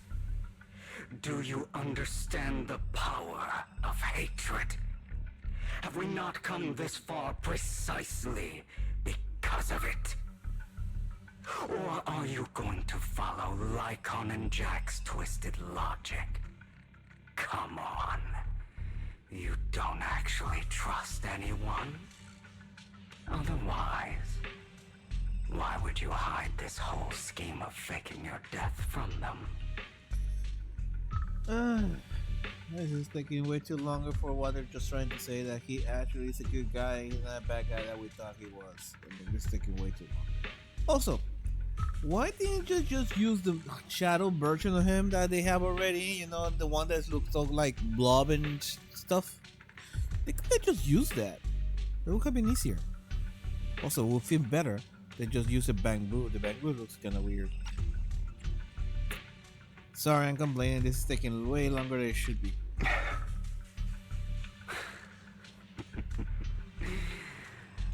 You've built an impenetrable wall around your heart, keeping everyone out. Of course you are right to do so. No one in this world can be trusted. Always. All you'll receive is hatred from your own blood and no love. Suspicion from your companions, and betrayal that comes all too easily. But the most ridiculous thing is that you want them to trust you. You stay silent and long for them to notice your suffering. You yearn for your companions' understanding and trust. Idiot. That's why you are incapable of exploiting them for your own end. Way too long. You care about their safety even more than your own. I know, he's a softie, we get it. Remember, only the weak need companions. And we are children born from hatred. We are different from them. I will never be like them. And I don't need to be. Come. Let me show you what powers we can wield. But you are me. And I'll never lose to myself. Am I playing him at least, you know? Am I fighting against my own self? Please? Oh, cutscene? Cutscene.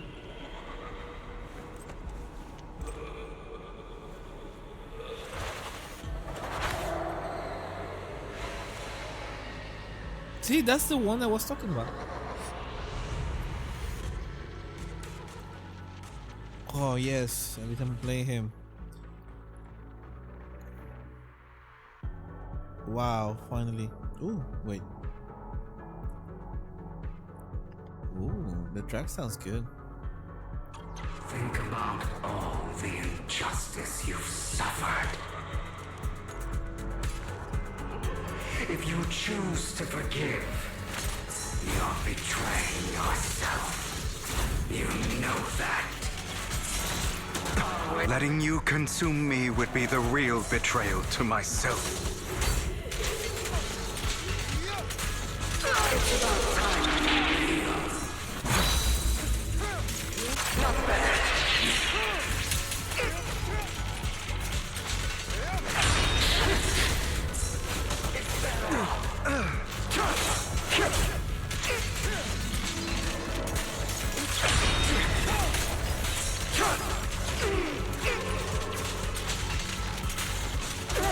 You're just afraid to admit it. Out of my way. Oh.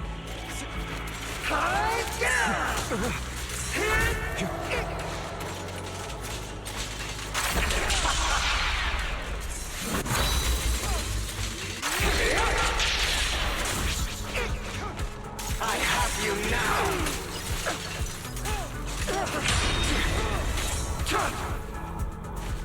Oh, you can do better than this.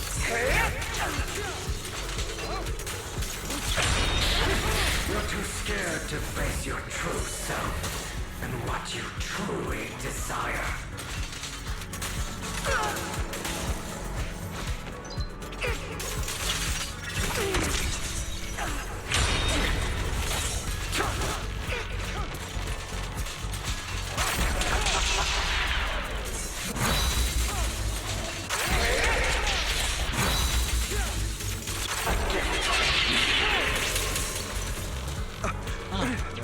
Beg for mercy.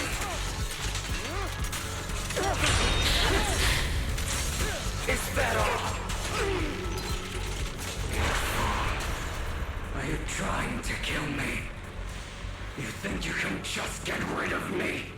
Yes. Come on. Without me, you are nothing. Are you sure? For what it's worth, thank you. Don't be afraid. You and I are inseparable. You're part of me, just as I am part of you. Fancy words won't change anything. No. It's not just platitudes. I finally understand now.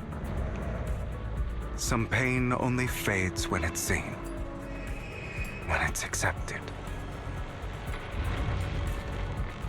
So I won't fight you anymore. I won't hate myself anymore. Weakness, hatred, malice, strength, forgiveness, justice.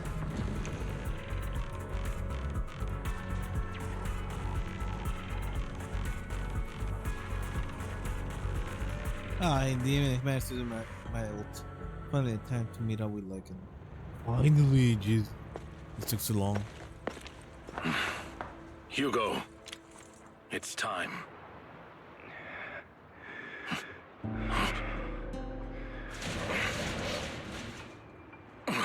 Hugo. Hugo, you... Did I scare you? I made it through. I won. No praise from me, my dearest partner.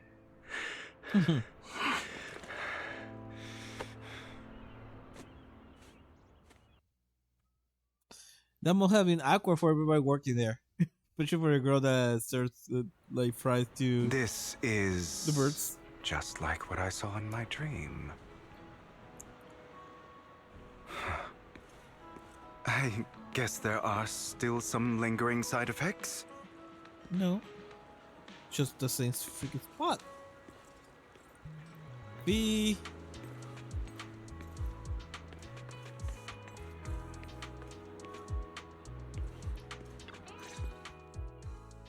Ah, my former partner. You're still as punctual as ever. Are you sure you're fully recovered? How about we fight? And I'll show you how recovered I am. I refuse to fight someone who is in need of medical attention. Lycan falls silent in the moment and eventually hands over a coin. No. Looking at the packaging, it's not a coin, but familiar chocolate. How thoughtful. I'm touched.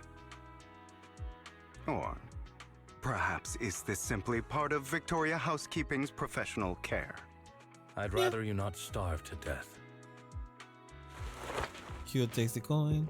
After a moment of silence, he eventually eats it. Not to your liking. I'm fairly certain this is the same kind as before. No. I've just gone too long without food. It feels a bit uncomfortable. Either way, thank you. Now tell me, what exactly happened in the warehouse? Just going a bit crazy from... you know what? Were you expecting anything else? But I did have a very long dream. You're a really long one. A dream about many things from the past. Me If talking I to had myself. to put it into words, it would be like giving myself psychological therapy. You seem like you could benefit from some too. How about it? Want to book a session with me? Trust me, I'm a pro. Seems you really have recovered. Well, of course. I'm feeling pretty great right now. Like I could argue with you all day on every petty detail of who exactly was in the wrong back then. I wanted to ask, what you said about Mockingbird before, when you faked your death, was that part of the act? You mean the part about how Mockingbird has never really changed anything or saved anyone? I didn't expect you to still be so hung up on this. Interesting. After all, it was you who chose to betray Mockingbird. To betray me. Just as I said before, I never considered Mockingbird a failure. Perhaps Mockingbird deviated from its origins, but it has its value. You shouldn't reject the things you've done. Or Mockingbird. I have contemplated this before. Yes. Mockingbird has helped some people and has genuinely managed to cause trouble for those who abuse their positions of power for evil. Yet those in high positions still possess immense resources, and the people we helped remain destitute and suffering, willing to become slaves to those in power for scraps. But just as you said, even if what we did was childishly idealistic and flawed, as little as we actually achieved, even the slightest change is by no means meaningless. Nothing holds more value to me than Mockingbird. Hugh stares at the ocean. A gentle breeze lifts the golden rock. The sunlight glazes off. All right, let's catch up later. Oh, I still sorry. have things to do and need to wrap up my plan. Yes, I finally. thought you would rest up first. As much as I would prefer that. My dear uncle and the Exaltus fanatics likely would not give me such an opportunity. If all has gone to plan, the fish will have taken the bait already. And if everything goes very well, I'll soon have solid evidence of the Ravenlock family's crimes. Well then, thank you for your assistance, former partner. Let's part ways here. I'll go with you. Lycan, surely you don't think that because I just recovered, I'm too weak to deal with those useless fools. Hartman's actions will disturb the safety of New Eridu. As I serve the mayor, I should intervene. Very well, whatever. Let's go. And don't slow me down. Before that, don't you have something to tell me? What do you mean? Don't play coy with me. I know you're not spilling your whole plan. So, you kick things off by approaching anyone from the top's big shots. How do you manage sweet talking? I'm a bit of intelligent child, but I still have that Ravenlock family blood running through my veins. Funny enough, this Lord M thinks direct lineage is way more noble than its side branches, which is absolutely laughable. So, play his arrogance to my advantage. And let's be real, have some juicy intel to swap with those high rollers, but that's Mockingbird's secret. So I can't let any outsiders in on it. Was the sacrifice core from the Major's lab your handiwork too? You could say that. The security there is no joke. So I had to leverage Tops for some extra intel. After all, as you know, there will go plenty of holes planned next to your mayor. And it was you who threw the sacrifice core up for the auction to lure the ecstasies. You know they will be all over it. Yep. I embedded those sacrifice cores right into the robe of the heroes. They actually match pretty nicely, don't you think? Classic you. I heard that after the auction, they found a stash of counterfeit things. Feel free to take wild guesses, but honestly, I think those niggas would have rather be out in the wild than sitting in those tweety accounts. Then you found Hartman and talked him into this partnership, getting your hands on more intel on the sacrifice and the exaltus. After that, you shot the crime warning letter to the mayor, giving the city a legit reason to spring into action. Yep, that was the point. That was spot on. Look at you, a real genius over here. In the end, you fake your own death to pull yourself out of the mess. You use the whole show to redirect everyone's attention to Hartman, the Ravenlock keeping the exorcists on their toes. Hold a second. If that's all there is, why you let Hartman flip you the drug? I mean, you have a way to dodge that kind of thing. I got something I never kept under wraps. Actually, had teamed up with your beloved mayor. What? Ruff? What? Okay. When it comes to stopping the exorcist, the mayor and I are in the same wavelength, so we can totally collaborate. What you should be wondering is why he didn't include you on this.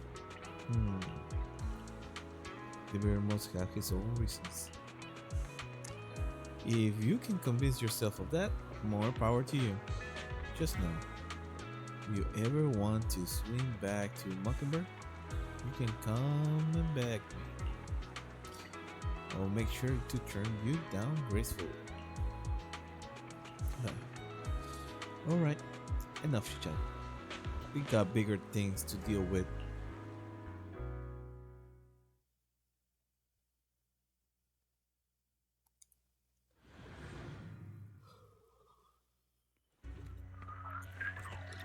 Nice, I'm glad I get to play him. I like his I'm sure you've heard about the missing workers from companies under the Ravenlock family, too.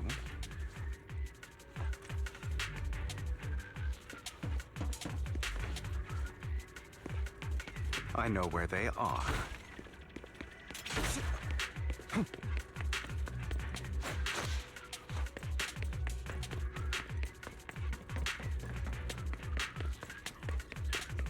Those are Ravenlock's men. The workers with them are the victims who were tricked into going into the Hollow. Evade, now! Oh, what a coincidence. Come on, let's get them out of here. Only for Master Proxy.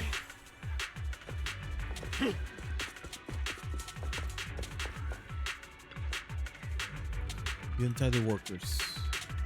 Thank goodness someone here to save us. Thank you. You're welcome, Soul. Can you tell us what those Ravenlock did to you before you ran off? They're a bunch of liars. They tricked us into this hollow. They said they had a job for high pay for us, but they kept avoiding the topic after we got here. Something didn't seem right, so I wanted to leave. But then they show up their true colors. They tied us all and told us to they will ship us out of nowhere. Oh no, human trafficking. They didn't make you take any weird medicine, did they? Medicine? No. But it just they trick us. Another girl went that way. I see. Here, take this carrot. There's an exit nearby. You should be able to get out from here as soon as possible. I can't thank you enough.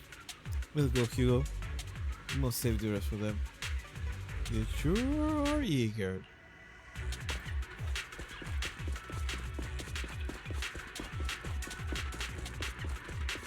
Bunch of nobodies. I thought they were going to say a bunch of nerds. Kill them! You're welcome to try. Yep.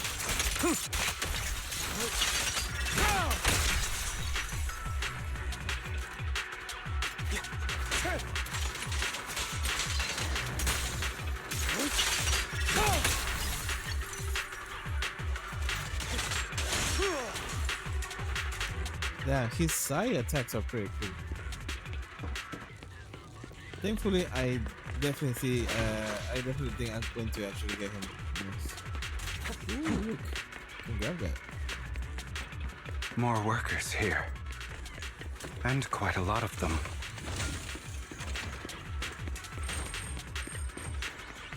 Huh.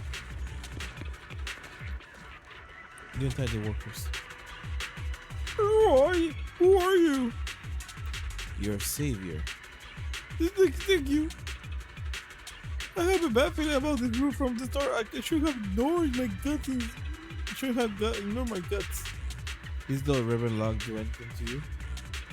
Do anything? Well, they weren't doing what they were told, so they tied us up. Nothing else? Good.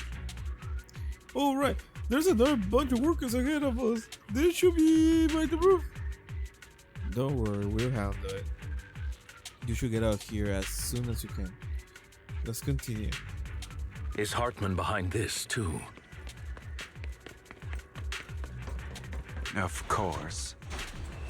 He threw them into the Hollow like offerings for the Exaltists. To him, those workers are just another resource, no different from the ETH.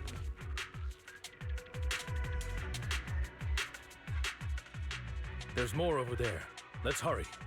It's different this time. Don't rush in. Let's listen in on what they're saying first.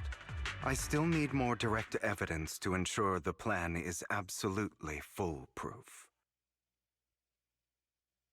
The compensation you promised, it's all real, right? All we have to do is follow you into the Hollow for some simple tasks, and you'll give us a huge sum of dennies. It sounds real suspicious. Shut your trap. You keep yapping and asking questions. If this is all so suspicious, why were you so eager to sign up for it? Because I don't have a choice. My daughter was previously caught in the Hollow disaster and suffered severe corruption. The treatment costs have completely drained our family's savings. So that's why... It's the same for me. A serious illness at a senior age. I need the money. Who would risk taking a job like this unless they were desperate? I'll do it. No matter how suspicious. As long as I can get paid, I'll do anything. Even risk my life. Well said. That's what they want. Wait, you people from the Ravenlock family, you're part of a big company in Tops. You wouldn't go back on your word, right? Don't worry, you'll get every dinny you were promised. But before we start, you all need to take this medicine first. The fierce man pulls a bunch of white pills and gives each one of the other workers. Another Ravenlock family member sees a bit doubtful and leans in to whisper. Bro, should we really be doing this already? These workers keep talking. We're wasting time like this. And the sooner they take it, the sooner it'll be over. Consider it an early release for them. What? You didn't say anything about having to take pills before. Look, this is good stuff, all right? It'll increase your ether aptitude. There's tons of people who'd kill for something like this. Exactly! You'll be working in the Hollow for several hours. This is essential medication. You have to take it before we continue. If you refuse, then you can forget about the job. Of course, you won't receive the compensation either. Lycon, what are you doing? Rescuing those workers, of course. There's clearly something off about those pills. We can't let them take them. Now is not the right time. As I said, we need more evidence to ensure the plan works. And as I said many years ago, you can't exploit innocence to achieve your goal. So that's how you see it. If that's not what you want me to think, then explain everything to me.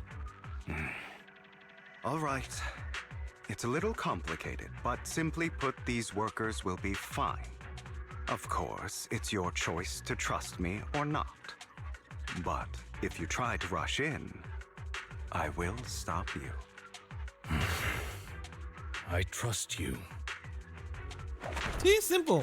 Meanwhile, the workers have also made their decisions, said that talking to the worker, most of them already swallowed the pills. That's when the arrogant Ravenlock family member finally revealed his true nature, saying, "You think we'll let you run?" After clearing and capturing everything, Hugo lets out a sigh of relief. All right. That's the evidence. Now we can go and beat them into the ground as much as you want. Don't forget, you owe me an explanation. Also, don't overdo it and kill them, even if they're the worst of the Ravenlock family. All right, Your Holiness, Saint Lycon. Finally, then. Who the hell are you? Why don't you take a guess? We're the ones here to stop you.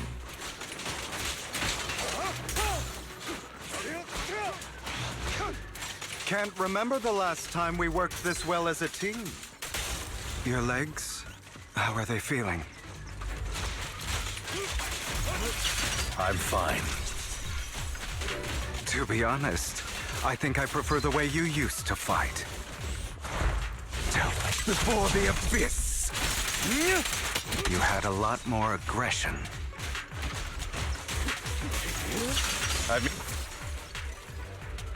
Yeah, people like this died really fast. You two defeated Ravenlock family members. God damn it! Who the hell are you? How dare you mess with the Ravenlock family? Ravenlock. Savor the name while you can, for it will soon cease to exist. What's that supposed to mean? I mean, it means English, exactly hello. what I said. I think this might be good for you. Sever your ties while you can. You still have a chance to walk your own path. The family's honor comes above all else. Is that really what you think? I saw the compassion on your face just now. You're not from the main family, right? That's why you were assigned to these trivial tasks. But in reality, there's no need for you to keep playing this boring game for them. I don't have a choice. From the moment I was born into the Ravenlock family, You always have a choice, if you're willing to act. All right, let's end the small talk here. There was a swiftly chop in the back and the neck in the Ravenlock family members. Don't worry, Lycon. I didn't hit them too hard, just enough to keep them quiet. How's that? My acting's pretty good, right? As always, a certain someone should take some lessons from you. I'll leave the rest to you then. Okie dokie. The workers carried the Ravenlock family members away. Now only Lycan and Hero remains. Okay, now can you tell me exactly what's going on here? As you can see, that worker just now was actually an informant of mine. The pills were swapped out with vitamin tablets. Outside of this batch, some workers have already taken the actual substance Hartman has. But rest assured, the antidote for it is already in development. I found the best in the field to help, and with the data I collected before, we should have results soon. I wanted to ask. The reason you decided to lock yourself in a room and endure the effects of the drug, besides getting evidence, it was also to collect data on this drug in order to create an antidote, correct? It seems you're not completely beyond hope. I thought you were just being stubborn. Sometimes I wonder if you know me at all. Then, I have one last question. Why did you never tell me any of this back then? The truth is, I heard everything. That entire conversation between you and Jack. Before he passed away in that small attic. When Jack called you aside and gave you those warnings. When he told me you might go down the wrong path? That's right. You never said anything. What would I even do? Scream and rage over your suspicions, or get on my knees and beg for you to trust me? You know there's no way I'd allow myself to do such a thing. Hell yeah. Besides, Never back then, beg. even I was confused about myself. Jack, he... It's all in the past. You don't need to explain anything to me. Enough. We should get going. Okay. If we're going to reminisce over the past, we should find a more suitable location. Definitely, that's not a place to start talking about the past. After leaving the Hollow, the two arrived to a place with nice scenery. Now that sounds like a nice place. There you go. That incident back then. Who R2? I didn't do it. It was a scheme Hartman devised to take over the family. It was Hartman who killed my father, too.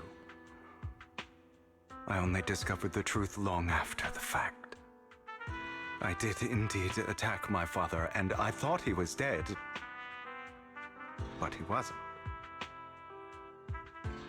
I couldn't kill him. And even before that, if I hadn't hesitated, none of what followed would have happened. Even now, I still think they deserve death. But I no longer care to personally deliver that fate. They're beneath me. And I have more important things to do. You? I know we may never agree on that point, Lycon. I once wanted to fight against those ugly truths that defined me, but I discovered that the more I rejected them, the more painful it became.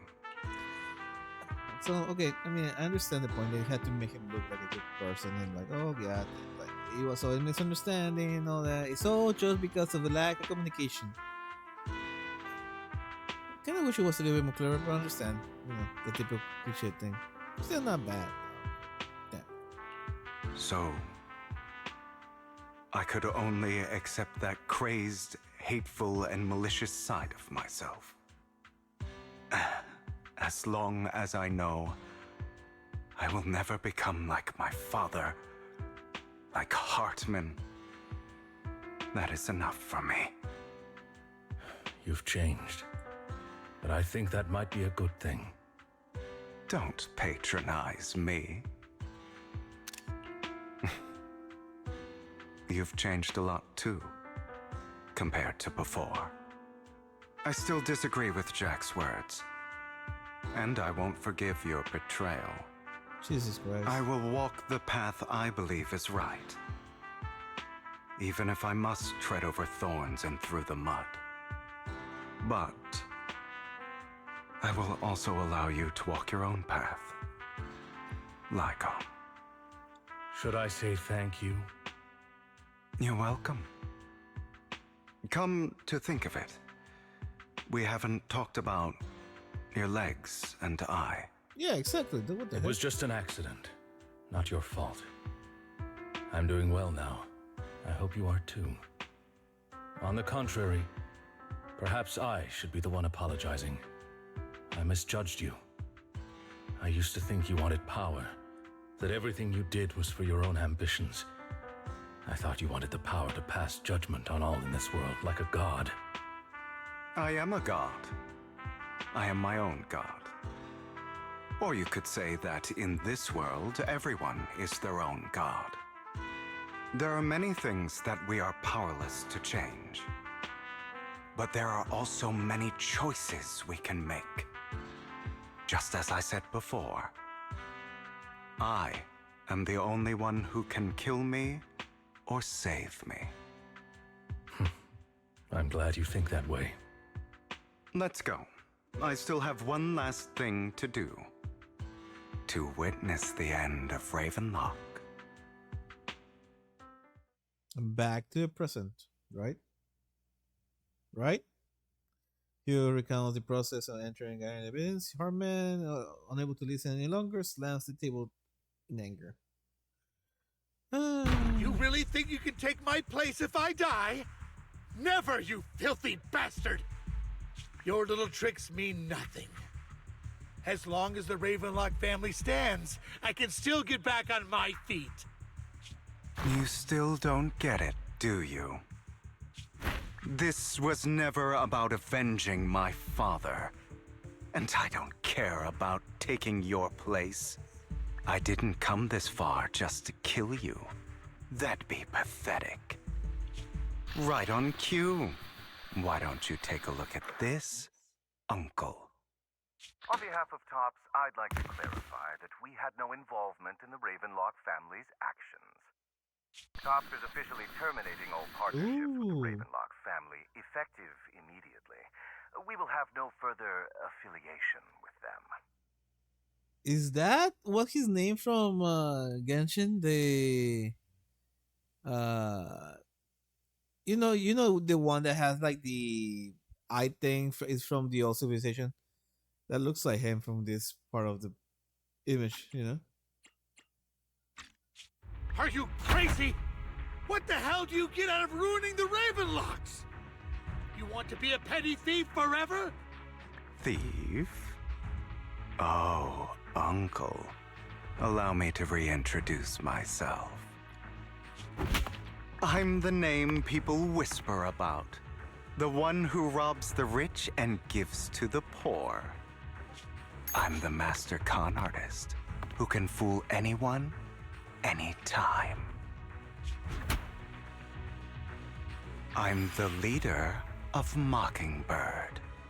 The one who turns every headline into my own stage. I have friends who'd catch me if I fall, partners who'd shed tears for me, and allies who always have my back. I am Hugo Vlad. You're the one who needs the Ravenlock name. I never did. You ungrateful bastard!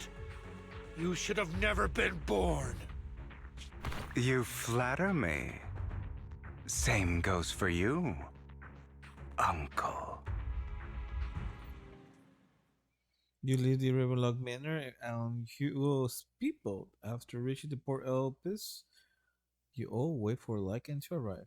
You've done well, Vivian. You had better give me an explanation. And here I thought this would be a touching reunion. What's with all the anger? Hugo, I'm a member of Mockingbird too. And I mourned your death. Listen, Vivian. I don't want you or the people you cherish to get caught up in danger because of me. I've always been selfish, so I don't hesitate to use you all as variables in my plans. But it is because I am selfish that I also don't want my failures to affect my treasured companions. In any case, if you were in the same position, would you not make the same decisions? Oh, never mind. Lycon's taking care of everything outside. We should go. Also, Wise, thank you. And I'm sorry for the whole act where I threatened you. It was the only way for Hartman to drop his guard against you and leave you be. I, Hugo Vlad, am forever indebted to you. We'd like an assistant. You successfully leave the Ravenlock family manor and return to the video store. And why didn't say shit? Master Proxy, although it is late, there is some important intel that I must give you now. So you knew about Did you know about Hugo's plan to fake his death and everything that's been happening, Lycon? I was simply playing along. After all, I could not determine whether Hugo's plan would pose a threat to you. You are a student of the mayor's late friend, and I am obligated to protect you. You still have that habit of finding awkward excuses when you're embarrassed. Mr. Hugo Vlad, if you have any important intelligence to share, please do so with haste. I need to return to rest before midnight. You guys are really close. You two sure are, close. For the sake of a certain old fossil's sleep schedule, I'll keep it brief. I learned from Camille that Dina intends to embed the sacrifice core into the sacrifice. Apparently, it will make the sacrifice much stronger. Sacrifices created this way will not retain their minds and will indiscriminately attack all living beings, including their creator. So the Exaltists don't do this. It would bring them no benefit. But Dina's concoction can control people's minds. If a person takes the pill and is injected with the serum Landon left behind, the sacrifice would be under its creator's control. Although the dormant sacrifice has been destroyed, Dina found a batch of that serum her father created and wants to create new sacrifices. We have no idea where the real core is, right? Putting aside the sacrifice for now, Hartman's sacrifice core is fake. We don't know where the real one disappeared to. The real core has always been here. Of course. Here? In Lord Vathan's video store? Vivian, do you remember when I suggested you give that collectible to our dear Proxy? I remember. But that was just an ordinary pendant. And I've met the person who submitted it. She has absolutely no connection to the Exaltists. How about our dear Proxy take out that pendant so we can take a look? After finding the pendant sent to by Vivian, Hugo takes it and gently presses the hidden clasp. The pendant clicks open for a middle. Inside there's the fancy collectible. The collectible gifted by Vivian. This is like an expensive, exquisite piece of art. Oh, I can actually rotate it. Nice. Oh, they actually animated not animated, but put some lighting there so you can definitely see the diamonds. Huh. I have to say, I feel this is like the best diamond looking I have seen in the game. Usually they don't look. I mean, they don't look bad, but never seen it like good. This one, wow, I'm surprised. I mean, gold we already figured out, but this diamonds sometimes you don't see that many diamonds in games now. That I think about it. Gasp in Spanish. I'll take your surprised expressions as a compliment for my little trick. I'm surprised they didn't hear anything. I will hand over this core to the mayor as agreed, since he fulfilled his promise to protect Vivian and the manager while I was pretending to be dead. I won't go back on my promises. No wonder the mayor would promote rhetoric favorable to Mockingbird. I can't believe I thought he was actually being sincere. Oh wow. We won't need to worry about sacrifice core now. Since we have the sacrifice core, all we have to do now is stop Dina from using innocent people to make more sacrifices. Yes. And we need to destroy the last batch of Landon's serum. Hopefully with no options left, Dina will give up her obsession. I doubt All it. right. That's the important stuff. I'm going to go and confirm where Landon's serum's been stashed. I'll contact you again once I have something. On to the next chapter. Next patch. Well, not patch, but you know. This part of this patch, which is when Hugo comes out. What's wrong, Lycan? Weren't you in a rush to get back to rest? You act like you're gonna turn into a werewolf after midnight or something. How are you feeling now? Relax. I'm not kicking the bucket just yet. But you look a bit more run down than before. Oh, never mind. Wrong person. Just getting over something nasty, that's all. Risking your neck like that wasn't exactly smart. Maybe you should have. Remember what I said back when I faked my death? For permanent and absolute victory, we must endure the pain of cutting away rotten flesh and persevere through the darkest hours before dawn. Not wrong? Sure. But it was arrogant enough. Instead of playing God and picking who lives and dies, I would rather just do what I can do. Because at the end of the day, a person can only shape their own destiny, nothing else. You have really come a long way. Well, I appreciate the compliment. Hugo, you got a lot to explain to you. No more secrets. I will. I'll lay it all out. Promise.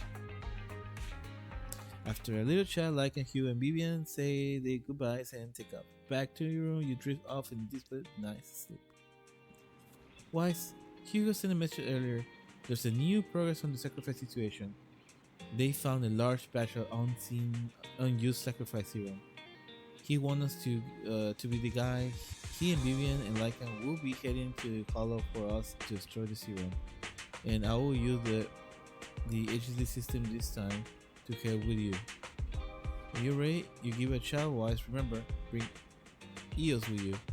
Wait, we're still continuing? Jesus Christ! Thought that was the end. I thought they were going to save this for the next one. Oh, okay. Okay. I can do this. I can do this.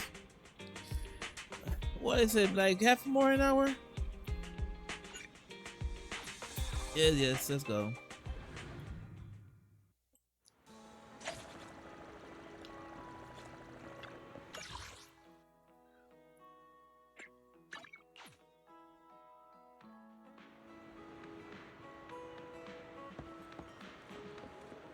Oh, this thing's going to be now open.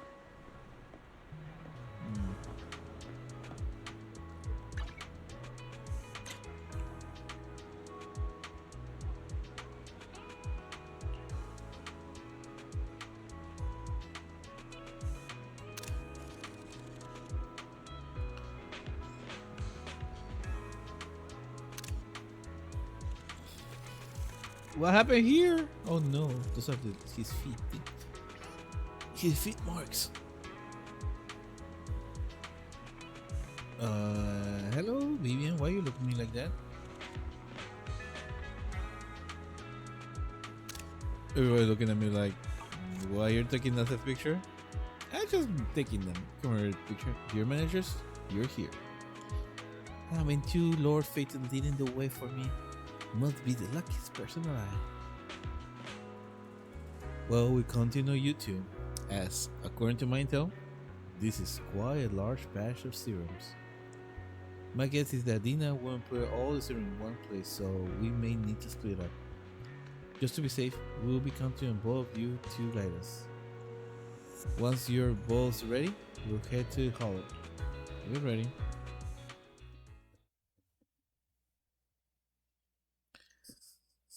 Let's do this. Let's finish this. One thing for all.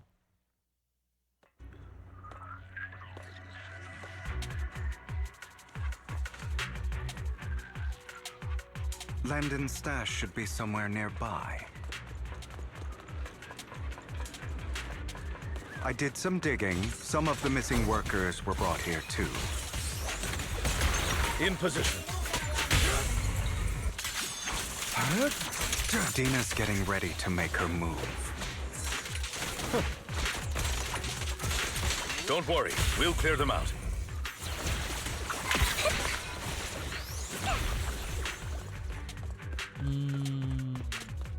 I'm surprised there's something At here. your service. Something here? Nope. They're trying to destroy the goods! Stop them!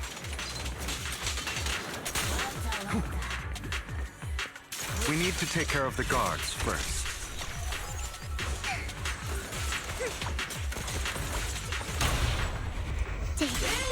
Yep. Some of the serum is stored in this warehouse.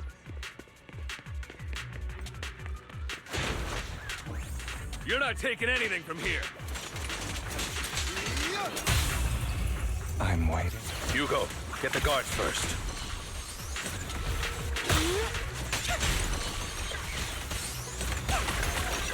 Say no more. Awaiting orders. Allow me to reap your soul. You just stepped into your own grave! I'm part of Mockingbird. Fools.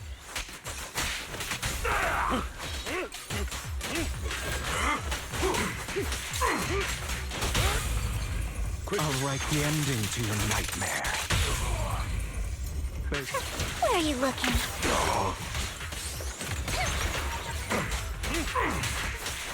Scram before I get Move it!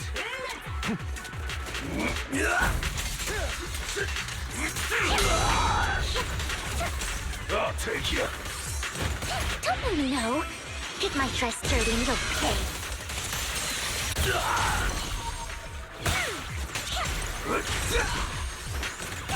In position.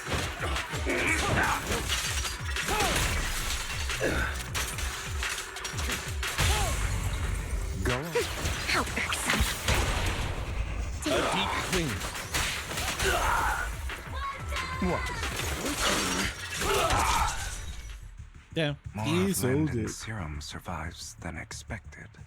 Fortunately, since they're still here, it means Dina hasn't executed the final step of her plan.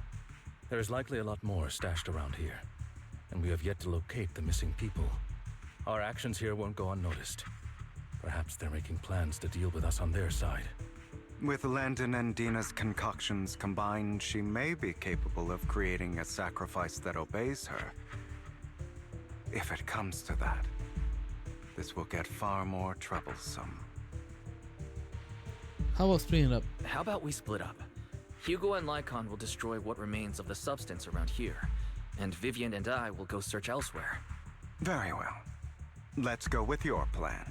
But be careful if you encounter Dina and her people. According to Camille, she's absolutely obsessed with completing her father's dying wish. Who knows what she may try? Let's part ways here for now. And perhaps the other manager could use EOS to guide us. Sure. I've been feeling way better these past few days, so just leave it to me. It's only now that I realize how fortunate we are to have two Lord Faithins. Yeah, but I feel like our work's doubled. In the past, Wise and I would only ever work on the same route. Greater power means more responsibility. And in any case, I'm sure the mayor would be able to provide double compensation. He's a very generous person, after all. Right, Lycon? I mean, that's true. I will request additional compensation from the mayor. It's not about compensation. It's just... I'm still not used to us being separated in the Hollow, so I'm worried about Wise's safety. Oh, but I have no doubt in your abilities. I just haven't gotten used to it yet. As they talk, Vivian stands behind them. Suddenly shed tears and she gazes at one of them. She turns quickly to approach the area where... Wait. Suddenly shed tears. Vivian recalls the tears she shed when looking at fate and the destiny she This saw. is the future I saw. What the heck? Lord Pathan. Vivian closed her eyes and making the decision when she... I'm sorry. Wait, what? Wait, what? Why do you move so fast? Why can't you read that? I need to 30 seconds. I will check it out later. Still kind of dumb though that I couldn't read that fast. This time, I will make sure the future I saw does not come to pass. I don't want to bring you misfortune. That's all I wish for. What are you going to do? Am I going to be injected by serum to some extent? Leave this to me, Lord Pathan.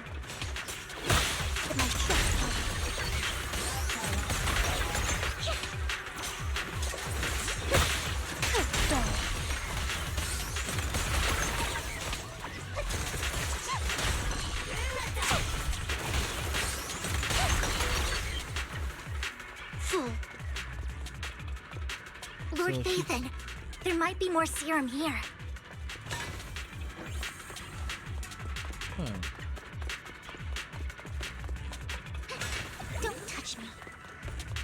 How dare you steal from Lady Dina! I'm not stealing. I'm breaking it. I'll try to go easy on you. No promises.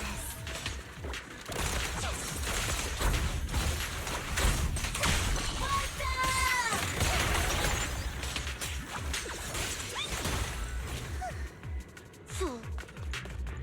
There are containers by the fissure. There's got to be something inside. Let's try opening them. You don't want money with pieces? Okay. Please. Where are they? They can turn into tears. So many tears. They're all dead. Please, let us out. That girl never intended to let us leave.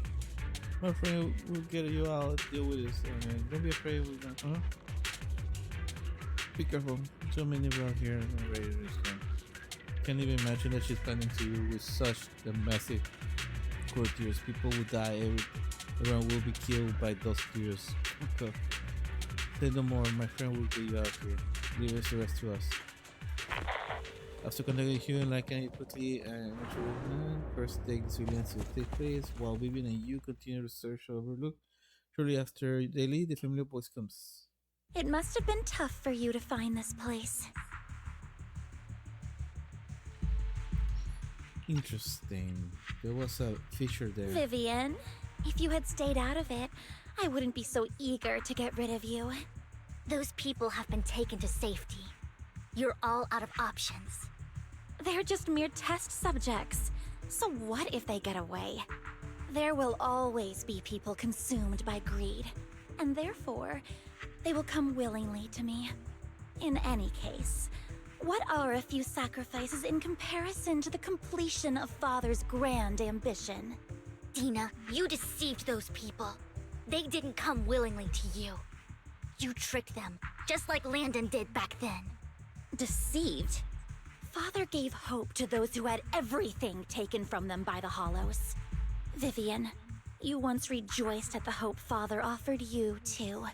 Before Father took you in, you were no more than an omen of disaster that no one wanted. It was Father who gave you shelter and a purpose for existing. Do you remember the first time you bestowed a blessing under Father's guidance? How did you feel when that person looked at you with adoration and gratefulness? That was the first time you felt hope. Like your existence had a purpose, right? Don't forget that it was Father who, through what you call deception, gave you hope. And you, what have you done? You basked in Father's attention and everyone's adoration, only to destroy everything. Do you think that by leaving the Exaltists, those people will live better lives? Of course not. Those who suffered under the Hollows will only continue on as walking corpses, without the hope Father gave them. Do you really think you're some sort of savior, Vivian? In the end, you're just an ungrateful brat who brings misfortune to those around her. It was you who destroyed everyone's hope. Not everyone wants to live in false hope, Dina. You say it's because of greed that people willingly become your sacrifices. Perhaps those people aren't entirely virtuous. But that greed is just wanting to live a better life beyond the Hollows. What you and Landon have done was never about giving people hope, but exploiting it. Stop lying to yourself. Deep down, you know what Landon did was cruel. No. Back then, when Landon wanted to inject you with the serum, the fear in your face was as plain as day. I saw it all clearly. If all of this is as righteous as you claim, then why did you make such an expression, Dina? Don't look at me with such pity! Father did nothing wrong. All of this is to make something of the Hollows other than disaster. That's everyone's only hope. Dina, it's not too late to stop. Stop living in this lie.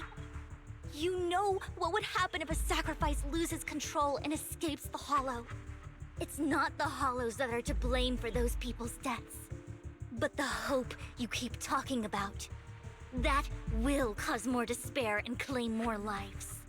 That is merely the necessary sacrifice to accomplish a greater goal. No one deserves to be a sacrifice. Your hypocritical magnanimity disgusts me. I can always go and get more test subjects if they've escaped. And I will be able to replicate Father's serum with enough time. With you gone, I'll be able to complete Father's gift to the Creator and fulfill his last wish.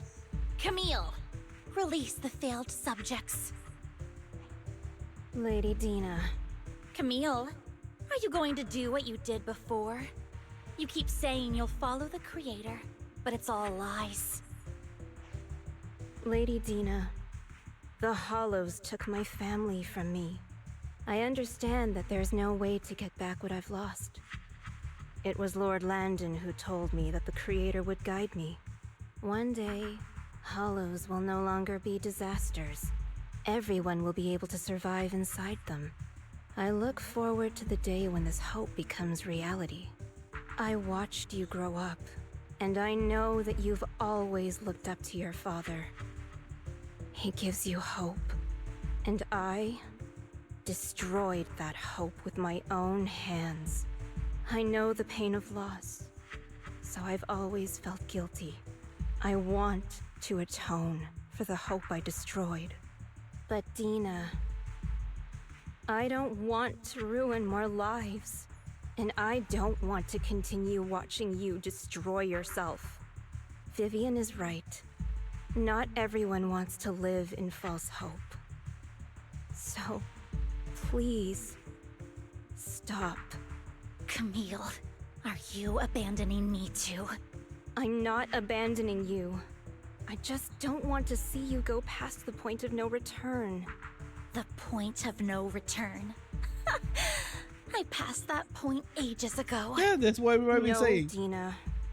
You can still turn back. I don't know. I'll be your way back. Where are you going, Camille? I made a deal with Hugo and the mayor. If someone needs to take the fall for this, let it be me. I did it. All of it. I've been forcing Landon's only daughter, Dina, to research how to create sacrifices. I colluded with the Ravenlock family for my own gain. Everything Dina did was under duress. Since I've kept her captive for so long, she doesn't have the skills to survive as an independent member of society. She'll need a caretaker and teacher. Someone who will look after her and educate her. No! I refuse, Camille! I refuse to accept this! Dina, I'm going to dispose of those failed subjects. I won't allow it! You'll die! I won't allow it! You can't leave me. I command you! Well, will you stop? You've always followed my orders, and you will follow them now! It wasn't your orders that I've been following. My younger sister, who was stolen from me by the Hollows, also had such beautiful red hair. When Landon told me the Creator could bring me hope, you were standing there, right behind him. I was certain, then and there, that this was the hope the Creator had given me. Start over, Dina. You still have so long, so much time. You'll make friends, find people who love you, and make many beautiful memories. That's not what I want! Camille, you're not allowed to die! I won't allow it! I won't allow it! Goodbye, Dina. And I'm sorry, Vivian. I'll leave the rest to you. Really? Camille sort of walks towards the future as Dina stares after her disappearing figure. After a moment, she also walks forward. Dina is about to stop her, but Dina uses the control to open the container. Here's Saoirse blocking the path. Take out these ethereals first. Okay. Touch me. We can't let Camille's efforts go to waste.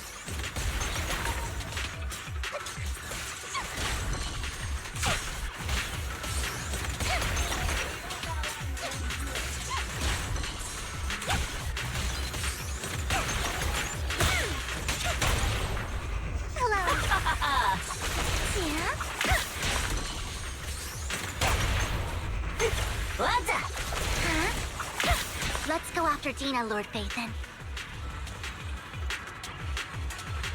Oh. I was like, what's our hell bars? And it's like just the...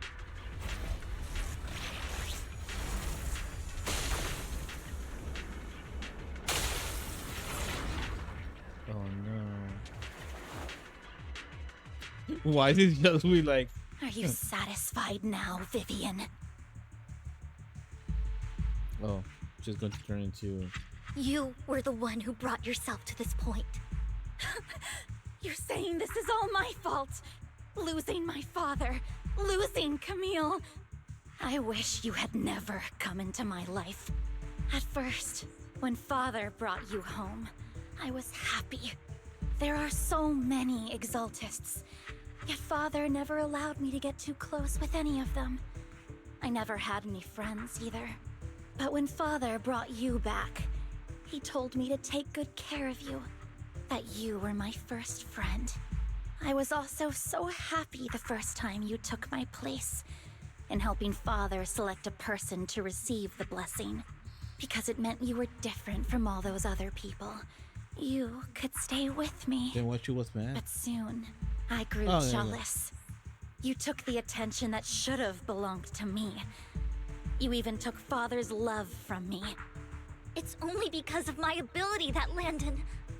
I know, but... Vivian, jealousy is something you cannot control. Of course, the same goes for fear and hatred. I was terrified that one day you would look at me and shed tears. I knew if that day ever came, Father would not hesitate to force the blessing upon me. And when that day did come, I hated you for causing my father's death. Tina, you knew everything about what happened back then, so... why are you still defending Landon? And why didn't you tell me back then? If I had known earlier, maybe I could have found a way. Because it's the only thing that makes me more special than you, no? It proves I had Father's trust. I was more useful to him. Vivian, you said you wandered without a home ever since you were young, hated by anyone you encountered. You were happy to gain recognition from everyone and help Father when you were among the Exaltists. But in the end, you discovered you were being used, so you felt betrayed and hurt. Then, what about me? All I ever had was my father. I've never known a life outside of the Exaltists. Ever since I was young, my only purpose was to help Father select who was to be blessed. The only purpose I had was my father and the Exaltists. I've never been taught anything else, Vivian. It is what little value I have, and have ever had. In the end, you took even that from me, and completely destroyed it. You think you're doing good and fighting evil. You've only managed to affect a small part of your world. But have you ever wondered if maybe that's all there is to my world? I never wanted to hurt you. You were also my first friend. And that's why I wanted to save you back then. Save me? You and Camille all talk about saving me. Why don't you understand? To me, loss is so much more painful than death. Tina, you can start over. Everything Camille did was so you could live on. She's not going to leave you. Let's leave the Hollow together. There are so many amazing places in New Eridu. This time, I'll take care of you. I've also met so many amazing people. I'm sure they'll love you too. Okay, Dina? Vivian, I can't forgive you. And I don't want to forgive you. I have nothing left. If what little hatred I do still harbor were taken from me, well, I refuse to be so pitiful. I won't apologize, Vivian. Dina closed her eyes, injects the burning serum into her arm. Soon, ether appears on her body. A sign of I love. don't want to hate myself. So I can only hate you for killing my father, and hate Camille for leaving me. That's just the kind of person I am. Hateful and despicable. I refuse to owe anyone anything. I refuse to feel regret. I won't. Vivian, I will keep hating you. I will take all who are precious to you. I will also hate Camille, so I won't do as she wished and start a new life. Vivian, if you had never existed, if I had never, you would be... Lord Phaethon, please do not interfere. She was my first friend. I'm going to bid her farewell. Yeah, I'm playing her by myself? Okay.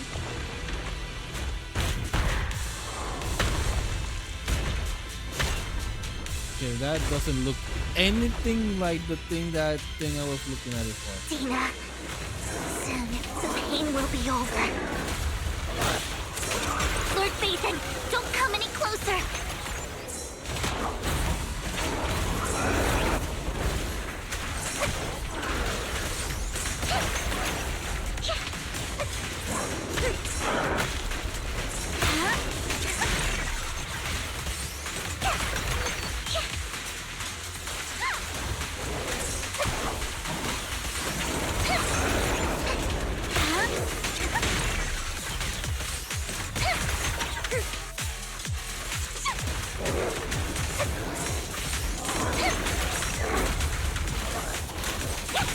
Who dares get between me and Lord Phaethon?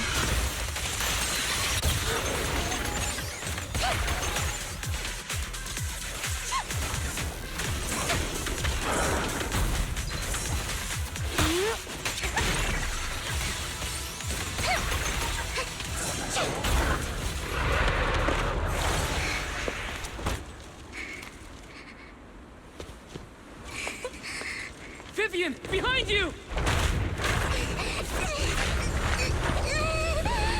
Lies!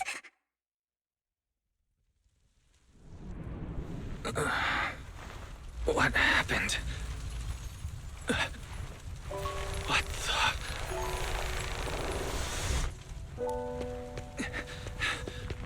Vivian! Lies. Don't come near me.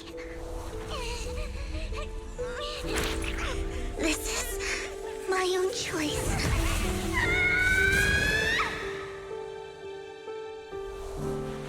I will change the fate I saw. Vivian! I just want you to remember me when I looked my best. Vivian! Careful. Vivian, your body. I'm sorry you had to see me like this, but I don't want to be the one that only brings misfortune anymore. No. There's got to be another way. It's so warm, and the night is beautiful. Vivian?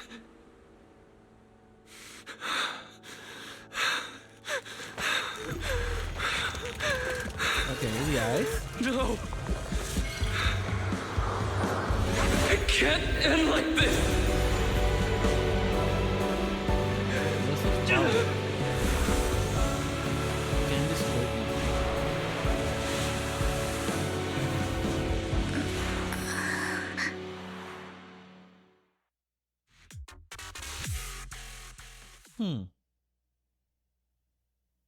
Interesting. Feels like you had a long dream where you saw your teacher again and her family smile. But soon the environment you and your teacher both dissolve into water like behind the mist curtain burying and Wise. vanishing. Wise! Wise, you're finally awake. I'm at the store? I remember I was with Vivian.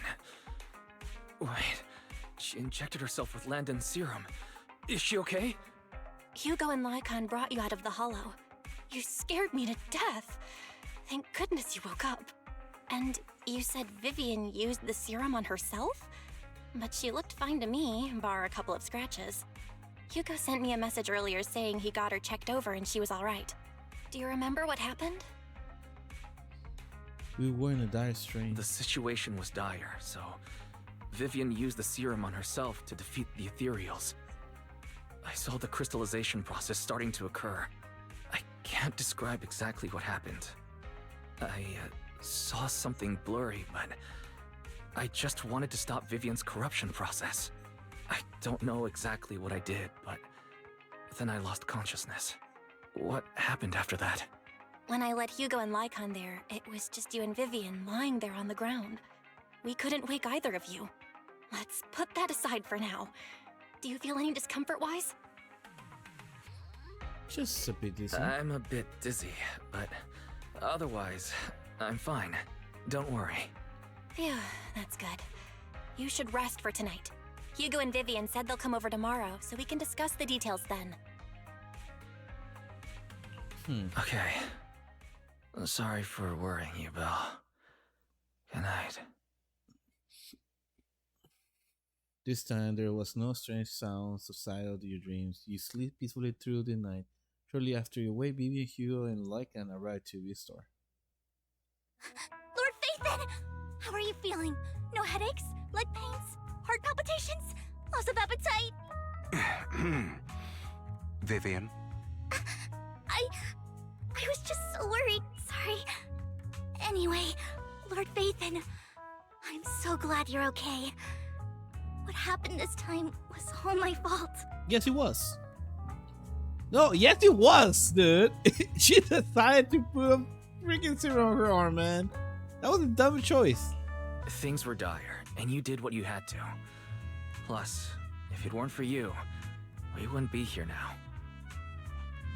So what happened? Wise said he saw the crystallization process start, but I didn't see anything through EOS. Hugo? Lycon? Did either of you guys see it? Allow me to explain. Miss Vivian told us what happened after she awoke, and the mayor arranged a full medical checkup for her. Based on the results, Miss Vivian indeed shows mild corruption sequela. But if the crystallization process had already started, the lingering effects should be far more severe. To be precise, if the process had already reached the point of mass surface crystallization, it should have taken no time at all to become an ethereal. So, the mayor theorizes that it was the etheric energy within Master Proxy's body that affected Vivian's condition and the surrounding etheric particles, causing Vivian's corruption to recede. Essentially, corruption is a reaction between the etheric particles inside the body and in the surrounding environment. Therefore, it's not necessarily irreversible, just that currently our mainstream method of defense is prevention. My etheric energy. I'm having a hard time believing that, even if it's coming from you, Lycon. It's almost like you're claiming I can manipulate etheric energy. Master Proxy, you are special. This is a gift your teacher left you. This has to do with our teacher? A gift from our teacher? How come I never knew about it? I don't know all the details, so I cannot explain everything to you. My apologies. However, Miss Yixuan might be able to answer some of your questions. She will visit you sometime soon, so please feel free to ask her any questions you may have. She has quite an eccentric personality. If she causes you any inconvenience... Can I file a complaint? Can I file a complaint about her with you if she does?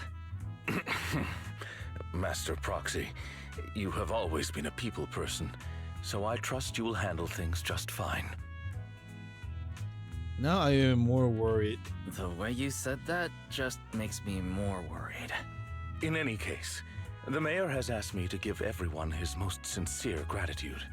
Unfortunately, the mayor could not come personally, but has promised everyone a favor. Provided it's within his means, he will offer his unconditional assistance once. There is no time limit on this favor. Unconditional, What if I wanted his position as mayor?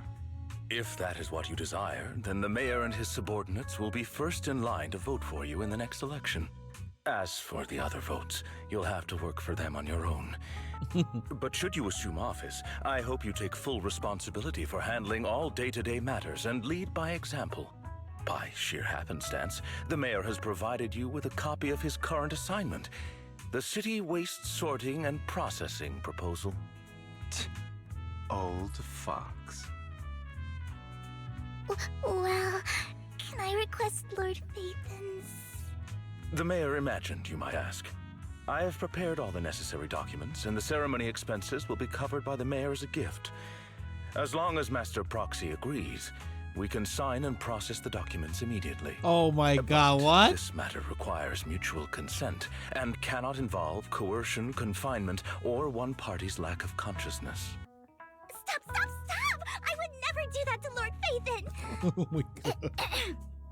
Probably. Oh At least god. not today. As for you, Master Proxies, the mayor has some sense of what you desire. That said, he hopes you might speak with Miss Yixuan first before you decide the timing of that favor. Hugo and Lecken are still bickering. Vivian sits to one side, eager to anticipate her. I think, whatever. As always, you can smell the aroma of noodles from the neighborhood noodle shop. Hear the snippet of elfin music from this hair store. Thank goodness. Time goes on, but there will always be friends by your side. After eating, Hugo, Lycan, and Vivian take their leave. Wise, are you feeling alright? Well, Lycan talk about controlling ether particles. You say it was a gift from a master or from a teacher. Keep thinking about it. I feel like something insane is going to happen. And no, I can't think about this right now. You only just recovered, Wise. You should get some rest. We'll talk about this later. Let's stop this. Take to rest.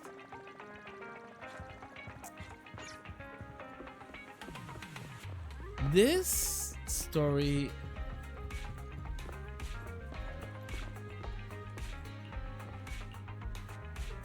to give a teacher level citizen to provide her research and focus on mitigating damage overall humanity. Or this can serve as evidence that she was innocent, but I don't feel anything yet. Let's feel like it has special powers. Okay. Jumble together, you drift hunting without. So.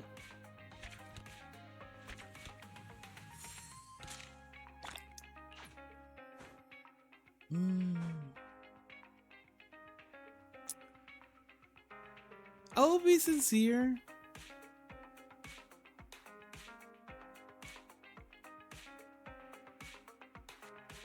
Okay, let me think about this.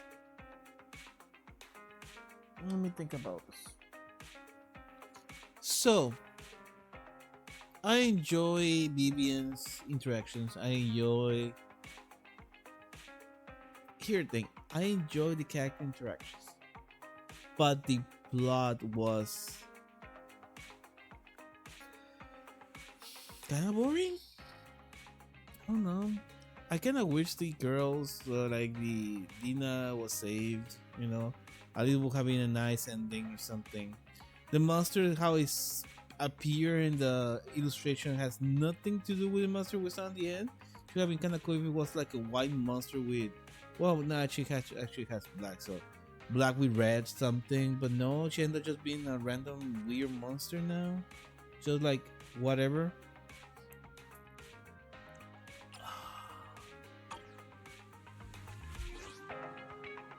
Your continues to fix it, to emphasize, and either life nor become a memory or something like that.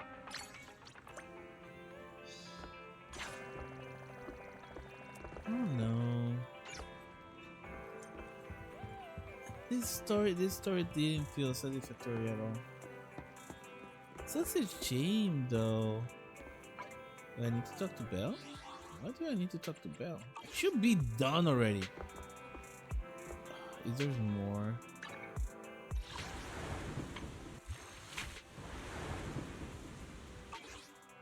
Okay, let me talk to her. Why, someone called herself Julia is here for you. She's dressed like one of those masters from the mystical art for those movies. Do you know her? She sent me in the hollow. Like, okay, so counter ethereal. Well, do you remember what the Major said before? That he will bring a boy hunter ranked special investigator to help us out in our interaptitude. Shan is the investigator. I see. No wonder she has such a unique presence.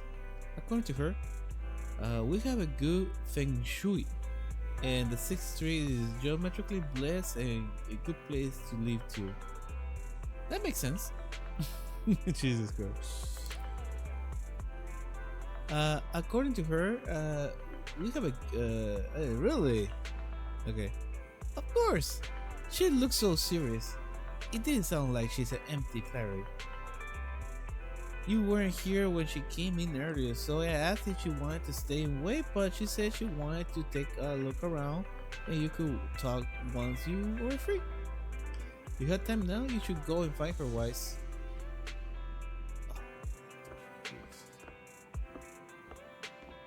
Okay.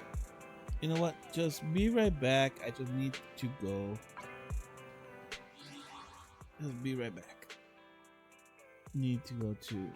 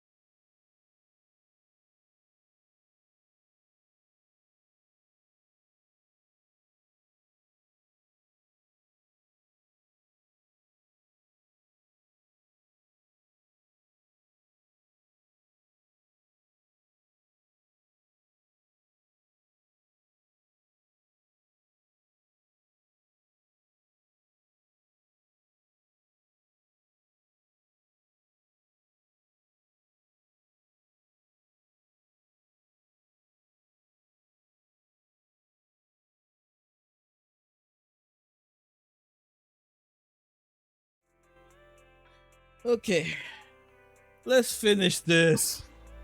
Sorry, I had to use myself to do something that I've been holding for a while, so let's finish this. What's the interesting story? I did not expect that such a spiritual entity would exist here. It appears this street is a geomantic gem. This is how. A spiritual entity? His name is Howl, and I guess you could count him as a neighbor of mine. Is there anything special about him? No, I was simply a bit surprised. It's rare to find such an intelligent individual of this breed. Don't underestimate huskies. Okay. Even huskies can be really smart, like Howl. You're right. Yet, being overly intelligent comes at a price. It must stay here for prolonged periods of time, parted from its owner and unable to move about freely. Both a blessing and a curse. However, it seems quite happy. We've strayed a bit off topic. Since you're back, let's discuss our partnership. You gently pet Hollowhead, stuff a few pennies into the money pouch, and let's return to the store. Nice job. Good air circulation, excellent layout. Very suitable for a business. Your bamboo here are also very energetic. It seems your fortune is good when it comes to wealth. Huh. You even know feng shui? I'm happy to hear that. But who exactly are you? I suppose this is our first official meeting since parting ways in the Hollow. Now that both of you are present, allow me to reintroduce myself. My name is Yi Xuan, a mystic from Yunquei Summit. Mystic? Yunquei Summit? What? Mystic? Like those people in movies who can tell your fortune and go around blessing people? This is my first time meeting one in real life. But what's Yunquei Summit? Any details you can give? Just an ordinary sect of the mystic arts. Our disciples travel all across New Eridu and sometimes collaborate with authorities. Currently, I'm affiliated with the Hollow Investigative Association. Right now, however, I'm here to discuss a partnership in the name of the Mayflowers. What kind of partnership? So, what sort of partnership are we talking about? I have reviewed the documents provided by the Mayflowers. You previously underwent an implant surgery. After recent adjustments, abnormalities occurred. These abnormalities bear resemblance to the craft practiced by us at Yunquei Summit. If you are willing, I can teach you how to better control your abilities. Better control my abilities. That sounds great, but there's no such thing as a free lunch. Since you're willing to teach us your craft, Shifu, you must want something in return, right? That's right. Mayflower will have you join me for some investigations. Looking at my divination results, this will be a complicated and very likely dangerous matter. He's still going over the details, but should have more information for you soon. You can wait until then to decide.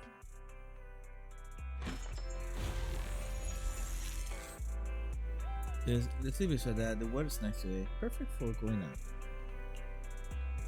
I just happen to need to head to nearby stores to get something. If you're free, how about coming with me? We have a long path ahead of us, so it should be good to take the opportunity to learn more about each other's ways and methods. Sure?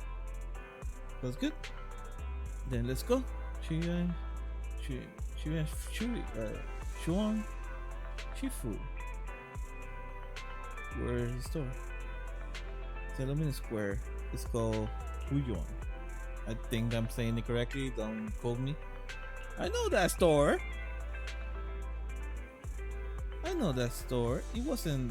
It hasn't been closed for ages now. Is it okay? It matters not. Whatever the situation, let's get over there first.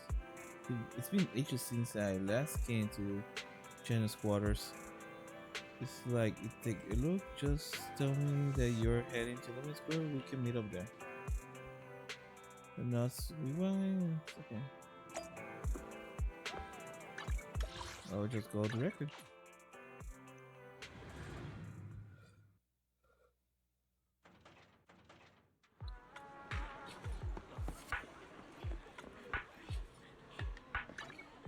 Oh, look! She looks weird. Oh, wow, people. Look at her. She has white hair and she has one legging, one thigh high, and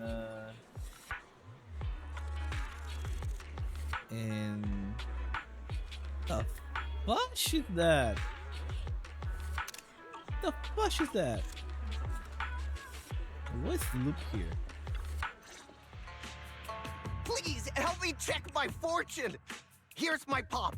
Look, doesn't this thick wealth line mean I'm about to strike it rich? I've looked it over, and your fortune is decent. Huh? You barely looked at it, and you're already done? You have good fortune. What? You don't believe me? I do. Thank you so much. Next, it's my turn. Hey, wait, hey, quit cutting in line. Who are these people? So this is where you were. Who are all these people? You're here, Wise? I decided to take a break. I didn't expect so many people to come seeking my divination services. Don't worry, I need no more than a simple spell to solve this matter. Ground remains calm. Fortune-telling services is 10,000 dennies per session. All gone? Good. It seems the Banish Wealth and Desire spell is still effective. Banish Wealth and Desire? That's a spell? This isn't the kind of craft you said you were going to teach us, is it? Our video store has a business license, and we'd get complaints if we charged unfair rates. Of course not. This is just a trick to deal with trouble. I'll take my time showing you the true craft of Yunkwai Summit. For now, let's find that shop. Also, I wonder what's going to... what's going to happen to the store, though? Shifu, please wait. Shifu, so many people wanted you to tell their fortunes. You must be the immortality something. Great, I finally get to meet Immortal in the flesh. Please, I need your help. I am not immortal, just a normal mystic. However, it appears you're quite a pickle. It boned my head, then I wasn't in the boost, and I don't know, the parts of damage or something like days and floating, yeah, whatever. Also, I can't connect to the internet, I haven't received messages, whatever. And other bamboo keep mocking it, and short temper is always fighting the other bamboos. How about it's a repair store? No, it's afraid I can't be repaired, it will get scrapped. So if I refuse to go for repairs, but it's like watching those movies and I'll tell you watch demons around. You try to convince them you might agree to repair. So you wish to be used my cost as a cover to convince it to get repaired. Shouldn't be difficult. Why? Do you know any place nearby that does repairs? Go check over it first. Yeah. Very well. Really great, amazing. Thank you. My friend's not freaking yeah, whatever. Sheesh.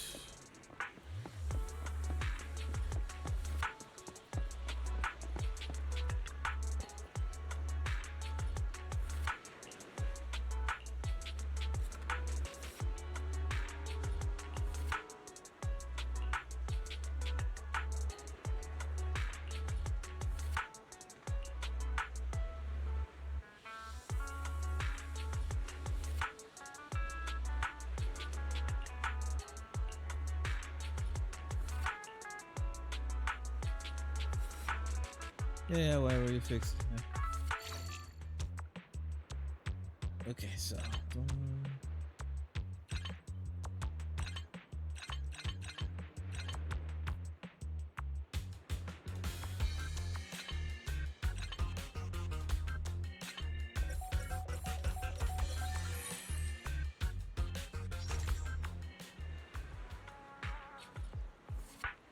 That was like, wow, constant message and updating before my eyes. Could be that this is what they call enlightenment. Whoa. Whoa. Well, you're connected to the internet. Thank you, please. Be my mentor. It's okay, it's a bit too early for that. You've had natural talent, but you must hone to stay in mind. Once you're mature a little more, you make seek mentorship. I don't know how much about Bamboo first, but I can teach you an incantation spell calming. If you're agitated and wish to fight those or bamboo, you can recite the incantation under your breath. Your brain are made of defective parts, thus you can avoid conflict and disaster. Okay, whatever.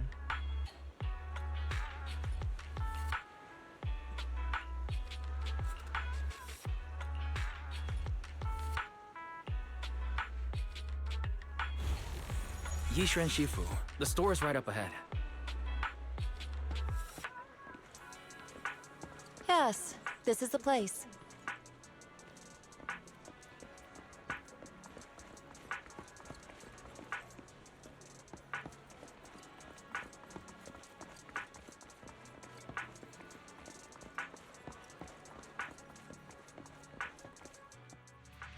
Ah, this is the one. Seems it's closed. Another wasted trip. Not necessarily. 1 second, please.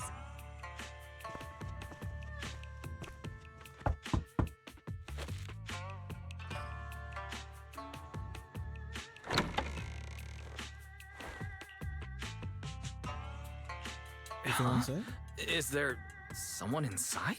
Relax. The boss prefers to do business with people they know. They like their peace and quiet, so they rarely open for customers. I'm an old acquaintance and just wanted to retrieve something. What a strange private business. Shifu, what exactly are you retrieving? Just some things needed for our future investigations. You'll know in time. Really? Shifu, I feel like you're always so mysterious. Rest assured, I'm not hiding anything from you. It's simply because the correct time has not yet arrived, so there is no need to rush. Since we've already obtained what we came for, let's part ways here. There will be plenty of time in the future. We will certainly meet again.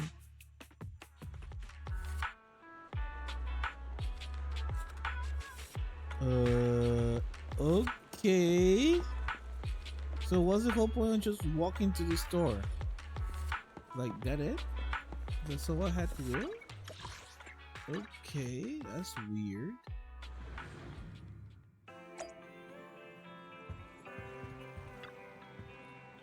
What's your back? Did everything go okay? You went well? It's just like Shuan Shifu dealt with things in a rather unique way. Maybe that's just how the mystic does things. I see. Wise. Do you think that Shuan Shifu claim is real? Learning mystic arts and whatnot sounds like it comes straight out of the movie. Are you going to be like those movies protagonists who use talismans to defeat ethereal's magic rays and to suppress colors? Movies are made up. Definitely won't be an exaggerated as a movie, but I don't think Shinfu is lying. She really did display mystical powers back in the hollow. I see. Well, I trust your judgment. Plus, the Major must be a reason for trusting her to teach us. Shifu said that the Major would have to help us help her in some conversation. I wonder where it is. Either way, we'll find out soon. There's no rush. Wise, you've been busy recently. Should you take a time to rest and have a break? Yes, please. Finally. Man, this mission felt so long. Unnecessarily long. I still feel a bit ashamed. With like I don't know how long though. I think it was just like 5 minutes or something. I just like, what?